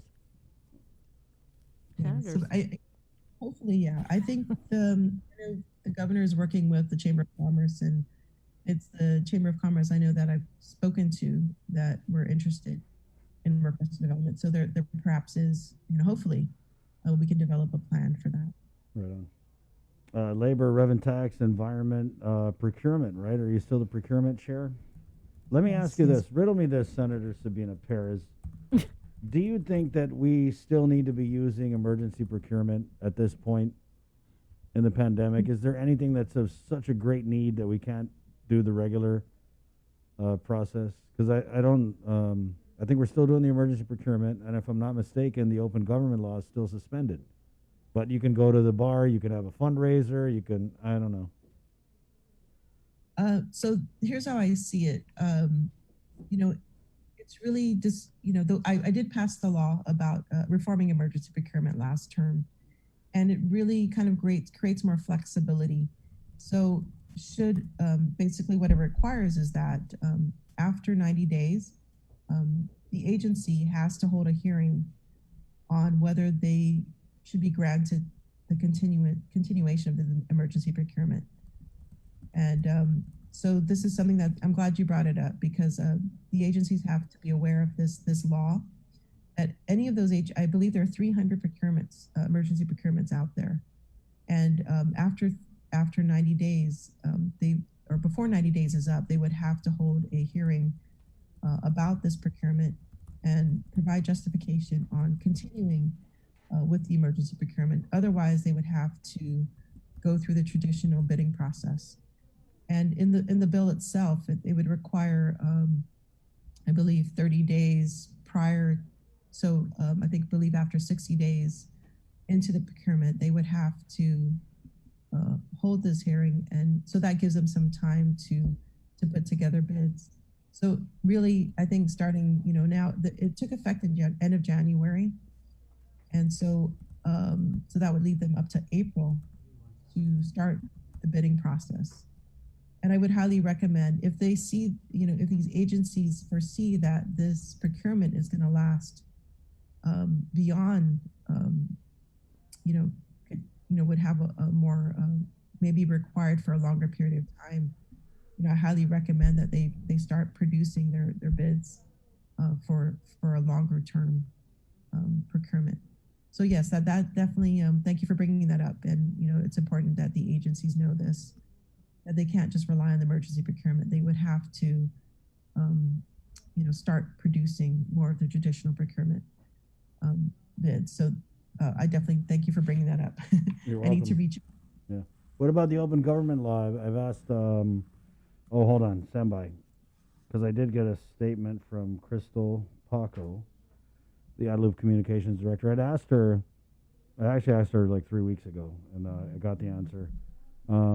About the open government law, it's still suspended, even though we're in PCOR 3, and the statement from the governor's office, as we move closer to normalizing all government Guam operations, we're examining returning to regular application of statutory provisions regarding the holding of government meetings. Also, we just got something from the congressman. Reduced hours, PUA will be paid, retroactive will be paid. In guidance issued February 25th, the U.S. Department of Labor has clarified that reduced hours workers shall be eligible for PUA and FPUC and eligible for accumulated retroactive payments therefrom. The support of our congressional colleagues and the prioritization of the Biden administration to ensure policy implementation aligns with statute has prevailed today. And that was from Congressman Michael Nicholas. Quote, as we have repeatedly asserted, this was not a problem with the law as so alleged, but a problem in interpretation. And we are grateful to the Biden administration for providing clarity in the midst of confusion. We can now all rest easy that our reduced hours workers will continue to receive the support they need as they work, however they can to contribute to the opening of our economy and the needs of their families and loved ones. God bless. Again, that was from Congressman Michael Nicholas. We just received this media release.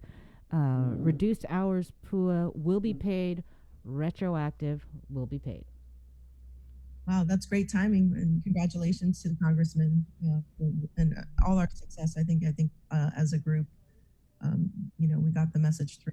The administration, I know too, also pushed for that. So yeah, thank you for that update. That's great. That's great to hear. It's definitely great. That is good news.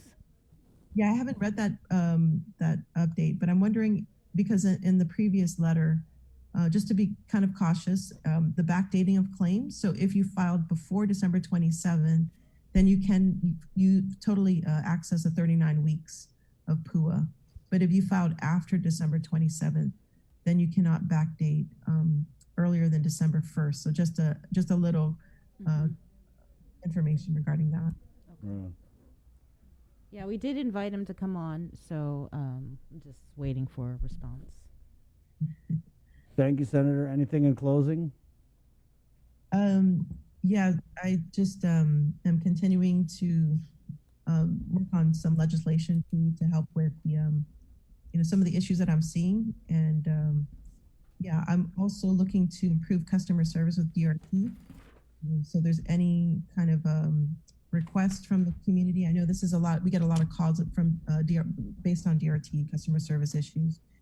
And some things I would like to work on is having more satellite locations, if possible, if that would help before we move into opening up DRT. And I definitely, basically my office is open if you have any questions as well. Okay. Thank you, Senator. right. Thank you. Have a great day. You too. There you go. Senator Sabina Perez, 36 Guam Legislature. She's the Labor, Revenue Tax, Environment, and Procurement Chair, 916. Yeah, Jay? Oh, I thought you wanted to say something. We'll take a break. Coming up, I know that they're kind of wrapping up their meeting on with the governor, the Physicians Advisory Group Chair, Dr. Ho Wen. I'll be coming on to close out the show. We're also getting Simon Sanchez from the CCU, I believe. But again, this new release out from the Congressman Michael Nicholas Bree. Yes, we just got the guidance, so I haven't had a chance to look through all of it. But we just got the release from Congressman Michael Nicholas that reduced hours PUA will be paid, retroactive will be paid. In guidance issued today, the U.S. Department of Labor has clarified that reduced hours workers shall be eligible for PUA. That's the Pandemic Unemployment Assistance Program and the FPUC, and eligible for accumulated retroactive payments therefrom. Quote, the support of our congressional colleagues in the prioritization of the Biden administration to ensure policy implementation aligns with statute has prevailed today. As we have repeatedly asserted, this was not a problem with the law as so alleged, but a problem in interpretation. And we are grateful to the Biden administration for providing clarity in the midst of confusion. We can now all rest easy that our reduced hours workers will continue to receive the support they need as they work however they can to contribute to the opening of our economy and the needs of their families and loved ones. God bless Congressman Michael Nicholas. There's that little barb in there about the, what was it? It was not a issue with the law. Right. That's so alleged. Because remember, there was all that stuff with Dave Delasola was like, I didn't see a guidance, and apparently there wasn't one until now. So we'll have to get Dave back on. Probably, or I'm pretty sure they'll get hold of him today. 9:18. We'll take a quick break, and we're back with more of The Link next. Good morning. Treat your sweetheart or you self-storage, conveniently located near the Harmon McDonald's. We offer affordable rates, online payments, and auto bill pay for your convenience. Plus gate access daily from 6 a.m. to 9 p.m. Call us today at 648-7867 for more information. Only one company on Guam provides every solar energy solution under one roof. Micronesia Renewable Energy. You want solar only? They got that. You want solar with batteries? They got that too. You want outright purchase or lease purchase? It's up to you. Does your solar system need a tune-up? That's what they do. For solar energy solutions from A to Z, you can count on MRE. Give them a call at 632-2613 for a free consultation. MRE, providing real solar solutions built by real solar experts. Half a day. Does your child have a hearing loss? We are parents of deaf and hard of hearing children and volunteers with Guam's Positive Parents Together, and we are here for you. We know how you feel and have walked in your shoes. We want to help you navigate your way through our educational and medical systems, and most especially, your emotional journey. Please visit us at www.guamparents.org for more information. The relationship between Guam and Manila, Philippines is undeniable as we share similar cultural traditions, history, and heritage, with generations of Filipinos calling Guam home. KUAM presents a monthly look at the capital city featuring in-depth and engaging interviews on everything from medical tourism to new business and government leaders. Veteran newscaster Nestor Lecanto delivers Beyond Our Borders. This special program is brought to you by the Bank of Guam and KFC. Hey you, what if I told you that scanning this box could give you access to any food you're craving, delivered to you hot, fast, and safely without crazy fees? Go ahead, try it. You won't be disappointed. Make the dash to Uno Go, uno-go.com, or download the app at your app store.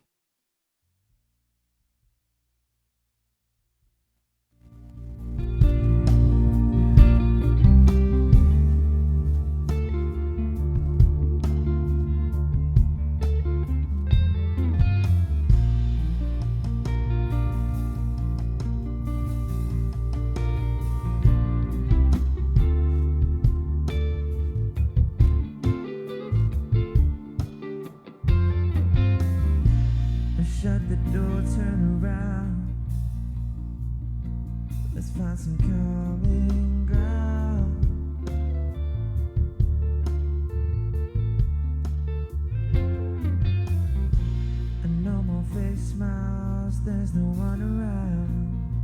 It's just you and me now.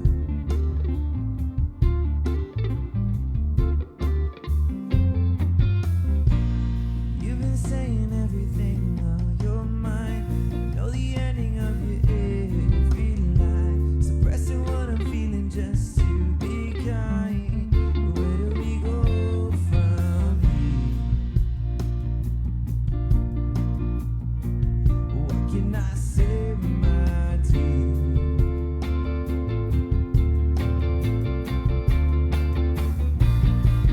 That I haven't said before, at least 1,000 times or more. How can I assure you? Easy for you to say when things don't go your own way. Saying you don't wanna stay. Easy for you to say I don't wanna waste a day with the same song on replay. Sure that there's another way.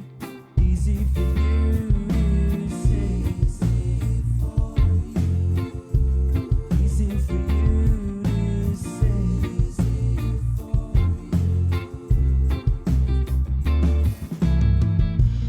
What am I supposed to do to try to get through to you? Think I'm doing this just for fun? You think that you're the only one? I feel like throwing up my hands. I'm exhausted, thoughtless. I feel the same way. I want the same things. Done this 1,000 times before. I'll go 1,000 times or more just to assure you. Easy for you to say when things don't go your own way. Saying you don't wanna stay. Easy for you to say I don't wanna waste a day with the same song on replay. All right. Good morning. We had a advisory come out here from. It's a weather hazard, guys. Red flag warning in effect from 8 a.m. to 7 p.m. today. And this is for brush fires. With east winds between 15 to 20 miles an hour, with gusts up to 30. Fires that develop can spread rapidly. Burning is not encouraged. So, thank you. Joe, you popped that up there? Of course he did. That's Joe, sir. And then what we were talking about was there was a release from the Congressman St. Nicholas. And it was, let me just go ahead and read it for you guys. In guidance issued February 25th, which is today in the States, the U.S. Department of Labor has clarified that reduced hours workers shall be eligible for PUA and FPUC and eligible for accumulated retroactive payments. And there's a quote, the support of our congressional colleagues in the prioritization of the Biden administration to ensure policy implementation in lines with statute has prevailed today. As we have repeatedly asserted, this was not a problem with the law as so alleged, but a problem in interpretation. And we are grateful to the Biden administration for providing clarity in the midst of confusion. We can now all rest easy that our reduced hours workers will continue to receive the support they need as they work however they can to contribute to the opening of our economy and the needs of their families and loved ones. God bless Congressman St. Nicholas. So there you go. I think we got a guidance here, but you know there was just so much back and forth with this between Labor Director Dave Della Sola and the Congressman about he said, she said, who's wrong, who's right. So I think we're kind of going through this guidance, and then obviously it really falls on Dave Della Sola and what he is getting communicated from him. But I mean, it sounds like a happy ending. I mean, if it is, so be it. Thank God. There's a lot of people out there on reduced hours who are getting this assistance. So that's great. Jay, yeah, good morning. Yeah, so if anybody wants to go over that guidance, because I mean, there's a lot to parse and a lot to take in. We've actually got I put the link to the story that we just put up, including the guidance. It's a PDF itself, so you can check it out, print it, pass it on to your friends, and we highly encourage that you do. So that's in our comments right now on Facebook. Otherwise, check out KUM.com. The link is there as well. All right, and let's go ahead and jump into Sports Link with Dave Delgado here. Fridays, guys, we do sports with Dave Delgado from the KUM sports team. And in this episode of Sports Link, Dave gives you an overview of the return of high school sports. And a former Guam High Panther gridiron star is finding success in Seattle, after his family. That's Jason's old hometown. Jet City, the Emerald City. As his family relocated to Seattle. So again, here's KUM Sports' Dave Delgado with Sports Link. What's up, Guam? What's up, Guam? Dave Delgado here for KUM Sports. Thanks for watching. Tonight on the show, we're going to hear from boys high school volleyball coach Rod Palmer from the Tees and High Titans. We'll hear from some of the players as well. Sports just right around the corner, beginning March 1st. Everyone's excited. Local interscholastic sports leagues, ESA and IIAAG, are excited to get back into competition. Governor Lou Leon Guerrero signed an executive order last Friday allowing for the return of non-contact sports competition to resume on March 1st, so long as guidelines and safety protocols are approved by public health. Athletes and coaches have waited nearly a year to get back into competition and have been training for their respective sports. Well, the kids are really excited. I'm really excited for both our boys and our girls teams. The boys and girls have been prepping for about a month. We need a lot of work. We're very young, but the kids are excited to get out there and show their best. Boys and girls cross country, tennis, girls softball, and boys and girls volleyball are all scheduled to begin March 1st for ESA. Just as long as we follow the COVID protocols and they stay according to the rules and follow those rules, we're going to be good to go. ESA League Director Al Garrido has been working closely with athletic directors and coaches throughout the pandemic. Probably one of our biggest challenges will be the softball fields. The instructions that there will be no spectators. I'm meeting with all the athletic directors for the softball teams. We're going to discuss kind of like a set guideline for how we want the softball games to look. And we'll distribute that to all our softball coaches so that they can tell their parents exactly how it should look when they start the games. As far as the indoor games, those are going to be a little bit easier controlled because obviously you have to go through the front door, and almost all the same things we've discussed already. We've gone through it. We had a big meeting on Monday with all the MSOA officials so they understand what to expect. We had a meeting Tuesday night with volleyball officials, letting us know the guidelines and the new changes, the new rules. We actually had a discussion with the cross-country officials, and they discussed how they want the cross-country meets to look. They're going to be using index cards instead of the usual wooden sticks, how each player should look when they take off, and they discussed the water stops and so forth, all the little things just to make sure that everyone's safety is taken care of. Coach Palmer said the Titan athletes are excited to get back to sports and some sense of normalcy. I just think that during quarantine, everyone was struggling because they're used to where they have friends to talk to in sports. But after a while and they're coming back, I'm sure they'll be grateful for this opportunity to play sports again and to actually talk with other people in person. I'm very excited, especially with my team. We've been training for this. We've been doing workouts during quarantine especially, and just excited to be with my team again. Looking forward to competing with other schools, especially with the challenge, especially now. So I'm just wanted to see other schools and hopefully win a championship. As a result of how the pandemic has impacted sports, GDOE Superintendent John Fernandez has invited IIAAG to team up for the return of sports. IIAAG President Terry DeBold says, "We've been training, practicing since December. Our rosters are complete and athletes are anxious to resume play." We're going to be starting with beach volleyball, boys and girls, tennis, of course, boys and girls, and cross country. So those are the lowest risk sports. You know, when we were putting this whole plan together, again, this was months ago, and conditions were very much different at the time. At the time that we were kind of constructing this plan, we were really, it didn't look like we were going to be able to do much activity. And we were just hoping, crossing fingers, that we might be able to get some very low risk type of sports, i.e. the beach, the tennis, those kind of sports. Obviously conditions have changed, and had we had a crystal ball, maybe we would have done things a little bit differently. I don't know, but we've made a decision early on to stay the course, which we are doing. And as soon as we complete beach, volleyball, tennis, and cross country, we've already got tentative schedules ready for indoor volleyball. Perhaps soccer, I'm not sure, because I'm still not clear on the category, how they're categorizing soccer in terms of it being a contact or what is it? They call it incidental contact type of sport.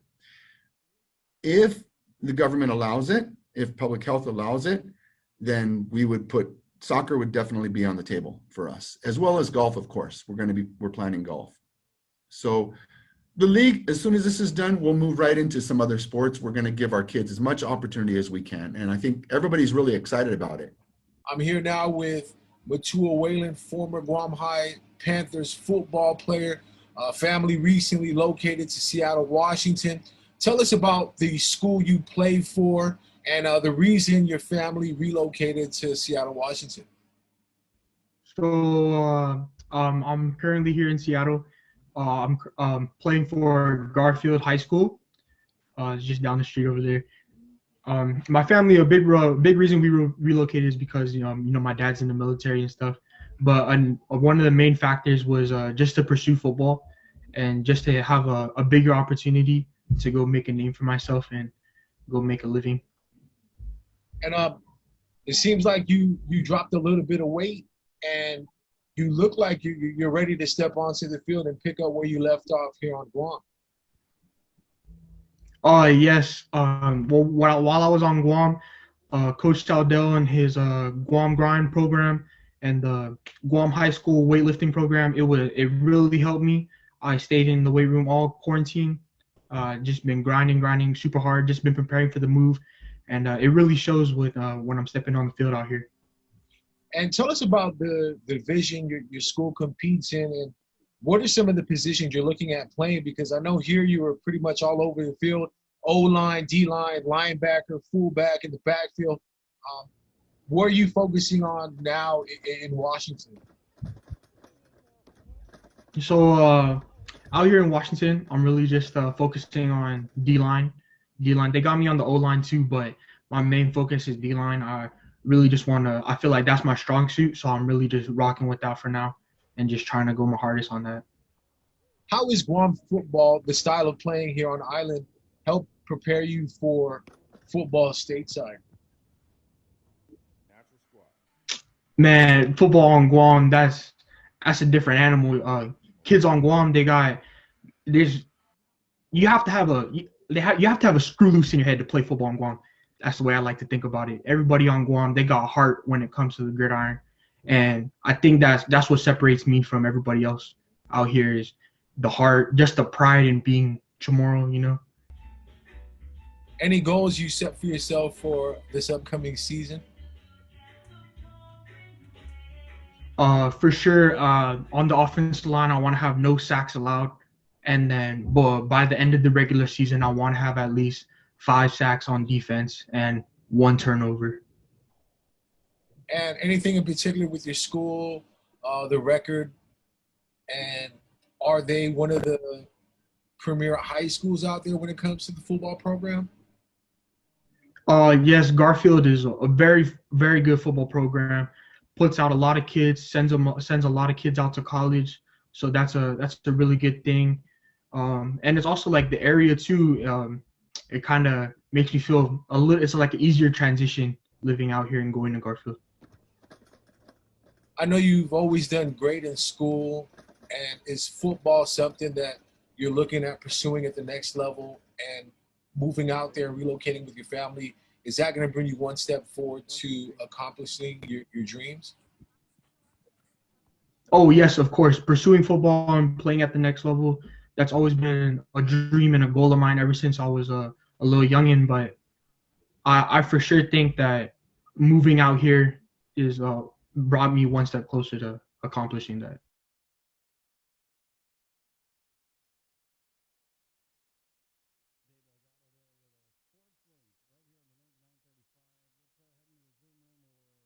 The Physicians Advisory Group Chairman, Dr. Ho Wen, standing by. Good morning, Doc. Hey, good morning, Chris. Just how are you? Doing pretty good. I just wanted to kind of start with some of this talk about the second vaccine dose.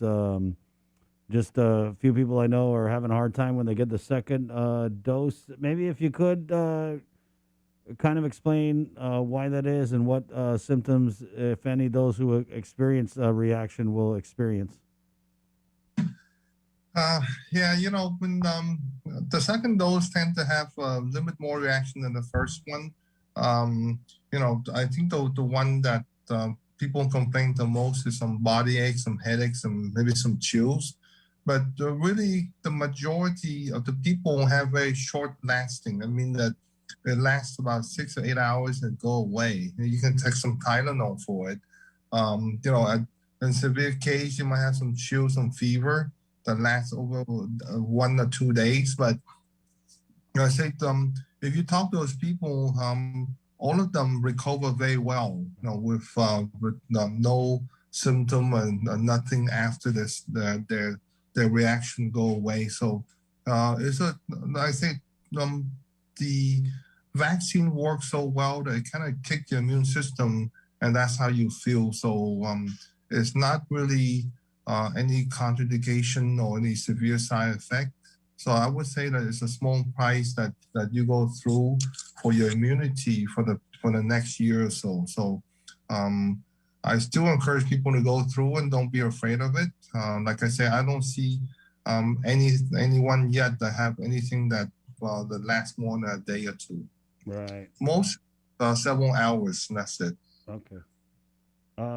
So was there a meeting with the PAG last night? Yeah, I mean, we meet for a short time to still discuss on the quarantine guideline and what to move forward the next few months.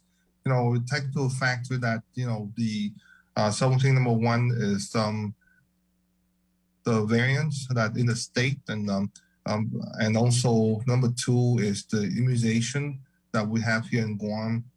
So the variants, in the state, you can see we talk a lot about the UK and the South America, and then I think there's the third one that in the state at this point, but for whatever reason is, the positive rate dropped down quite a bit, sometimes up to 40%.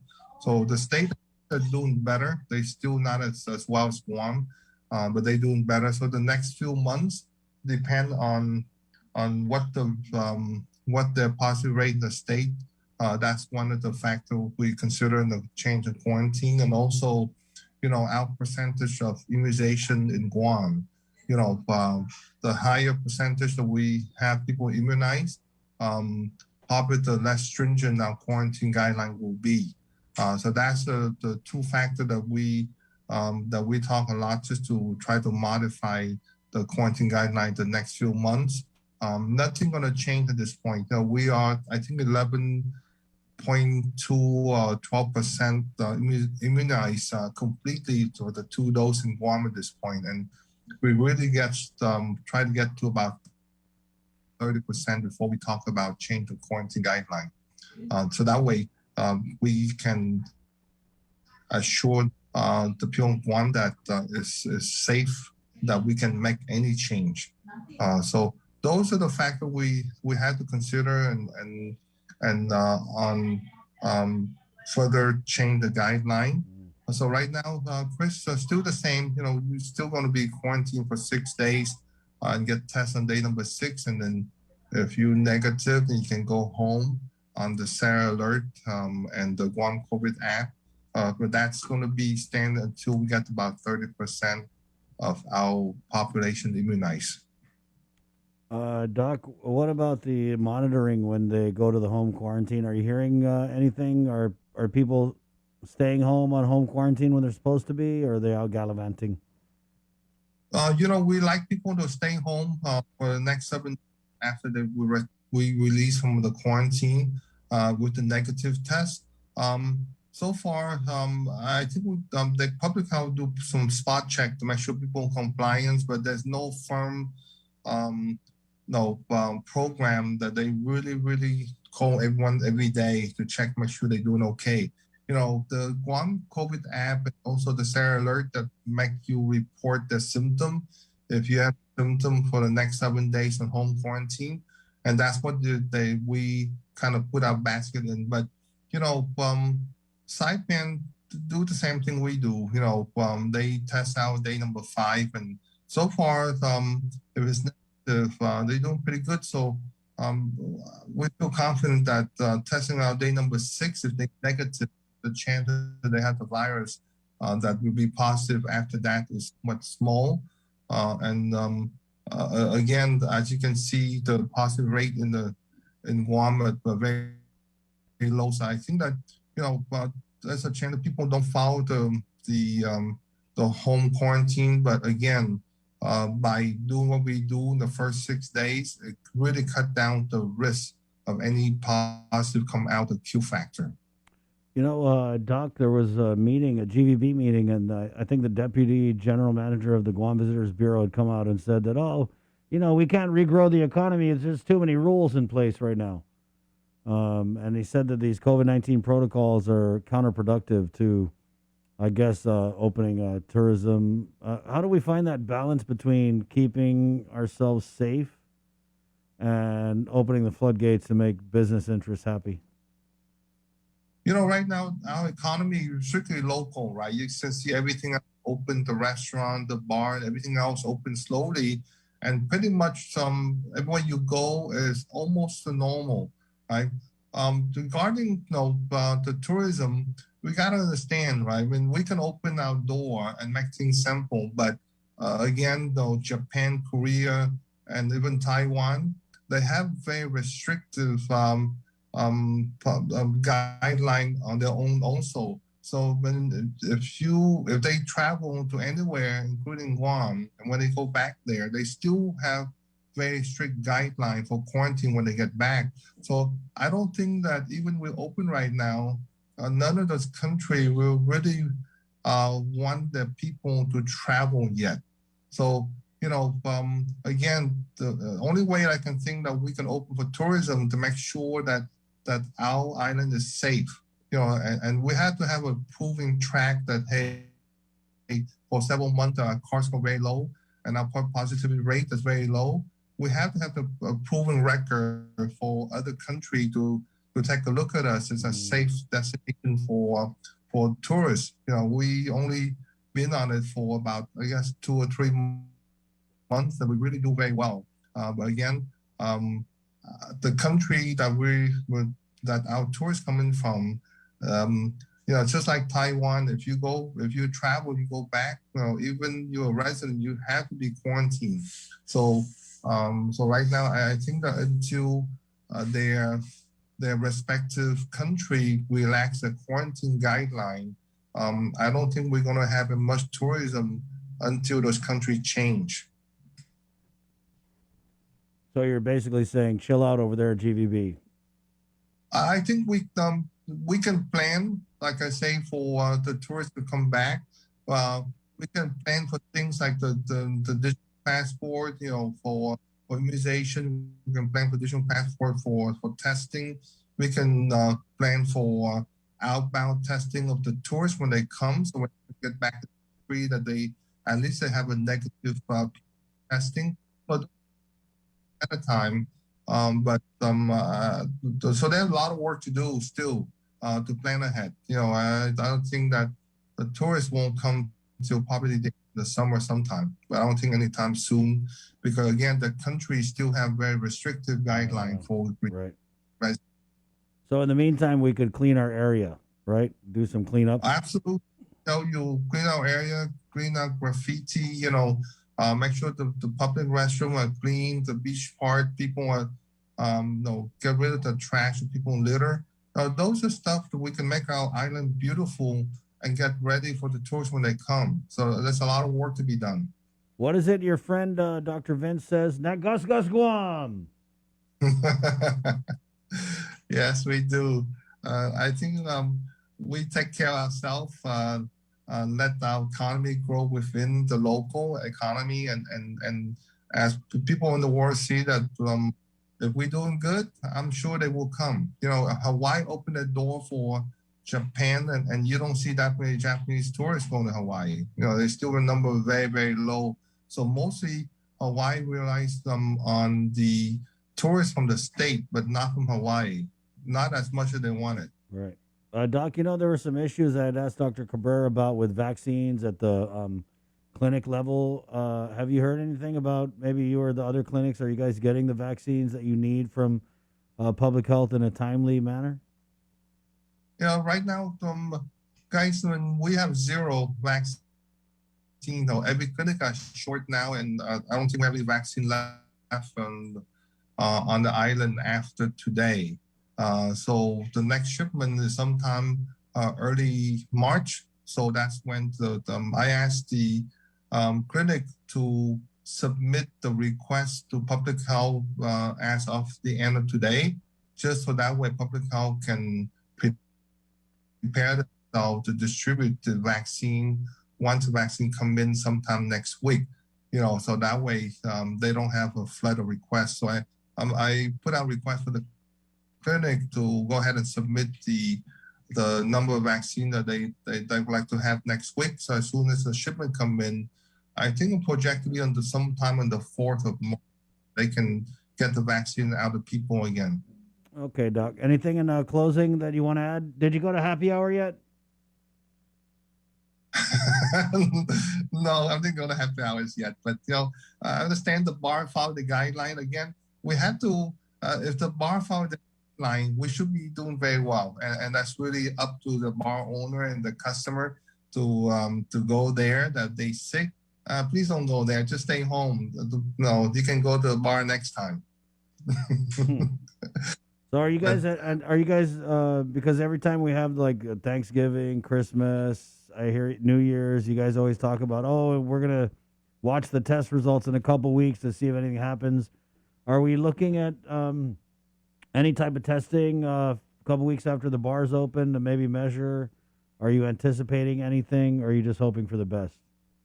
I think our target date is a month from now. It's a month from now. We're still doing good, then everyone doing wonderful. There you go. You know, it's back a few weeks behind, but by this time next month, if our car score is still below 1, then we really are doing very well. Okay, Doc. Thank you. Have a good weekend. You going fishing this weekend? We're gonna plan to go tomorrow. It'll be nice weather, so hope to catch some fish first. All right. Good luck. Let us know. Yeah, you're welcome to join us if you want. We can join in eating the fish. Jay, are you you like boats, Jay? You like going out on boats? Boats are fun. My uncle was a fisherman. Oh, nice. Yeah, you should go. My uncle was sometime. deep sea too. Yeah. I mean, what kind of boat you got though, Doc? You got like a little tiny boat, or are we gonna be able to social distance? Oh, you can social distance our boats, so don't worry. Oh, there you go. It's like a booze. It's like a booze cruise minus the booze. Thank you, Doc. You let us know, okay? Okay, Esther. There you go. Have a nice. You too, Dr. Bye. Wen. There you go, Dr. Ho Wen of the Physicians Advisory Group. See, if you're doing that kind of fishing, that's the kind of trolling you want to happen. Right, yeah, not Facebook trolling. Yeah. 9:49. I'm going to do this One Micronesia podcast sneak peek.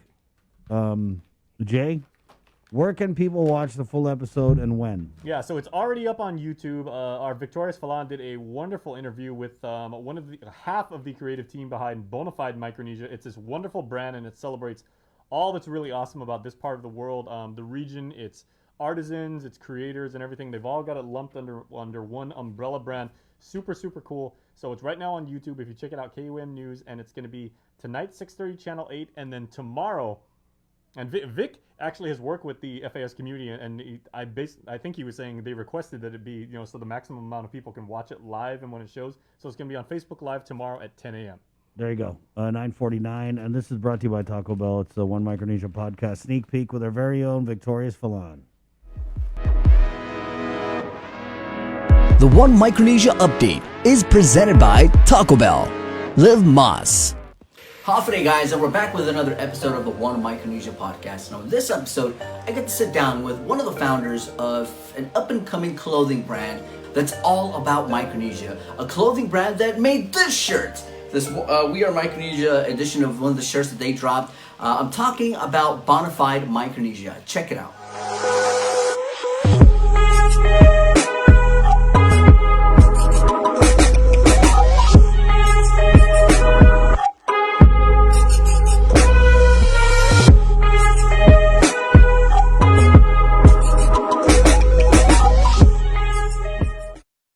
With you, let's get to know you just a little bit before we get to the brand. Were you born and raised here? Which island are you from? I'm from Chukwoda. I was born and raised back home, and I came to UOG for college. I moved to Guam in 2012, right after high school. So let's get to it. How did it all start? With this whole idea of Bonafide. And before we get there, why Bonafide? Of all words, you guys chose Bonafide. Why Bonafide? Man, we want something authentic or something really meaningful. So I was just going through, might as well go through a dictionary and look up something unique from there. So I came across Bonafide, which, in every, when you go to a law or, a bona fide citizen of Micronesia or something like that. So I was like, oh, wow, this is a cool name to put on a brand, Bonafide Micronesia, which literally means genuine or real, authentic, true, sincere, or yeah. Wow. That's basically the meaning. So, why not put Bonafide Micronesia together and make something unique, something different. So it all started in the dorms. Me and Wally, we like to draw a lot. So we started doodling on papers and stuff like that. Why not put this on a tattoo or something like that? Me, I got a lot of tattoos. So I was begging Wally, hey, tattoo me, I want to get some tribal designs on. So he tattooed my leg. And right when we were doing that, we were just discussing about it. It's tattooing is a hard process and stuff like that. You gotta get your license because we were just doing it backyard. And I was like, okay, why not, use our art and put it onto a t-shirt and stuff like that. And he was all on board, yeah, let's go, let's do it. So that's where it all started. It started in my dorm room. All right, so towards the closing here, what would you tell the younger generation of Micronesian kids who dream of something like this to make shirts or to put designs on a shirt? What would you tell them? I would tell them, doesn't matter where you start. Basically, it can be anywhere. Like you said, in your garage, in your dorm room. It all starts with a positive mindset and a good support group. Hey, sorry to cut it short, guys, but you can catch the full podcast tonight on KOAM TV 8 and then tomorrow, Saturday, on the KOAM News Facebook page. Until then, you guys continue to have a great, awesome, yet safe one. My name is Victorious, and I just want to say peace. The One Micronesia update is presented by Taco Bell. Live Mas. We got your 6 at 6 a.m. with the link on Breeze 93.9 FM.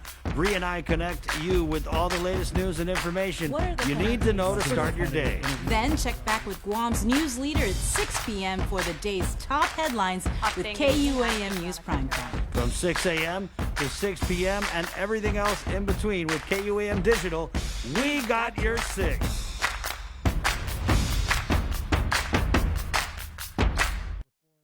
Duties that include plans, designs, and monitors the actual execution of all electrical related works for commercial construction projects to ensure that electrical systems are installed in accordance with approved drawings, contract documents, project specs, and applicable codes and standards. Prepares construction drawings, as-built drawings, precise technical reports, calculations plus sketches, and other project documentation as required. Applicants must be able to use engineering computer programs such as AutoCAD. Applicants must have a BS degree in electrical engineering and 2 years verifiable work experience as an electrical engineer.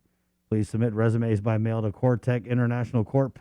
Attention, Conchita D. Bathan, 388 South Marine Corps Drive, Tamuning, Guam, 96911. All right, 9:56. One more. Let's do it. It's Friday. It's a fishy Friday. So our friends at Burger King reminding you, get that BK Big Fish or that Impossible Whopper. Both are Lent friendly. The Impossible Whopper is vegan. Wow. Oh, what's that? Sorry. Let me finish this, sir, and I'll look at it. So BK, Big Fish again, and the Impossible Whopper, they're very proud to present Cover Me by Burger King on this Friday. And today's Cover Me is Peter Cruz going country here. So again, it's Cover Me brought to you by Burger King.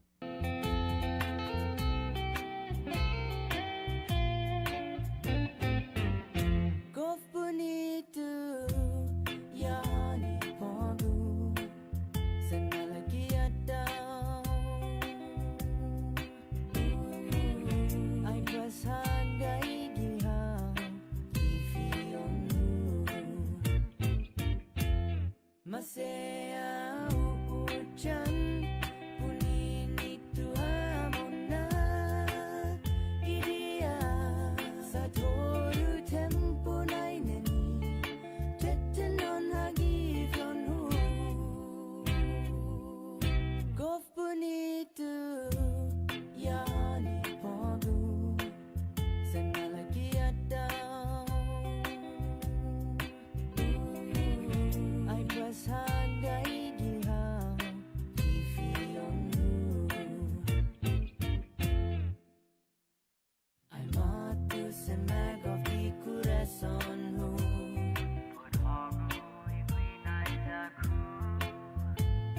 Sa esta content to do kiridahu.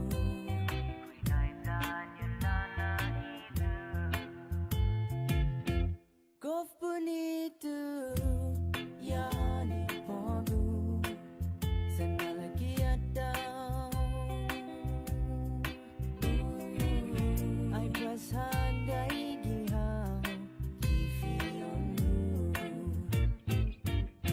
gof punitu yani pogu senalagi ada I was hungry gihang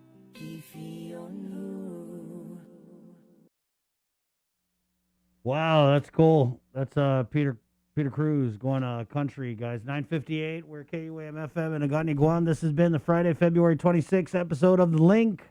Thanks for jamming with us on this Friday.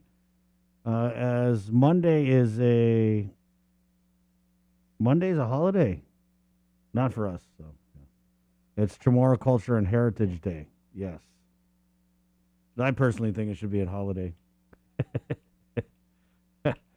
Okay, I'm waiting for Jason to figure out how to approach the bosses with this because he got us out of President's Day, which was actually a genius move, Jay. So I would go with hey, don't you care about Chamorro culture? I mean, we took a day off to honor the American presidents. How's that argument? Just sounding good? We took a day off to honor the American presidents that we cannot even vote for. We can't get a day off to honor the Chamorro people. Let me say that a few more times in the mirror before I take it up. I run it up the flagpole, like they say on the link. It's 10 a.m., guys. Joe Sir, good job today. Hey, boss. There you go. Good news. I know Joe Sir is happy because that reduced work hours. As that was the guidance that had come out, or a release that came out from Congressman St. Nicholas. It's 10 a.m., guys. Coming up, your go-to jam on the breeze. It's on the way. Thank you again for Sabrina Salas-Matanani, Jason Salas, the guys at Master Control, and our Link fam. Appreciate the support so much. My name is Chris. Esta Adjust! Catch The Link on Breeze 93.9 FM every weekday morning from 6 a.m. to 10 a.m. with simulcast Mondays on TV 8 and Tuesdays through Fridays on TV 11 from 6 a.m. to 8 a.m. Chris and Sabrina connect you with the latest news and information of the day. The Link, only on the stations, networks, and digital media of KUAM Communications. Presented by IT&D, Calvo Enterprises, Inc., and Carrier Guam.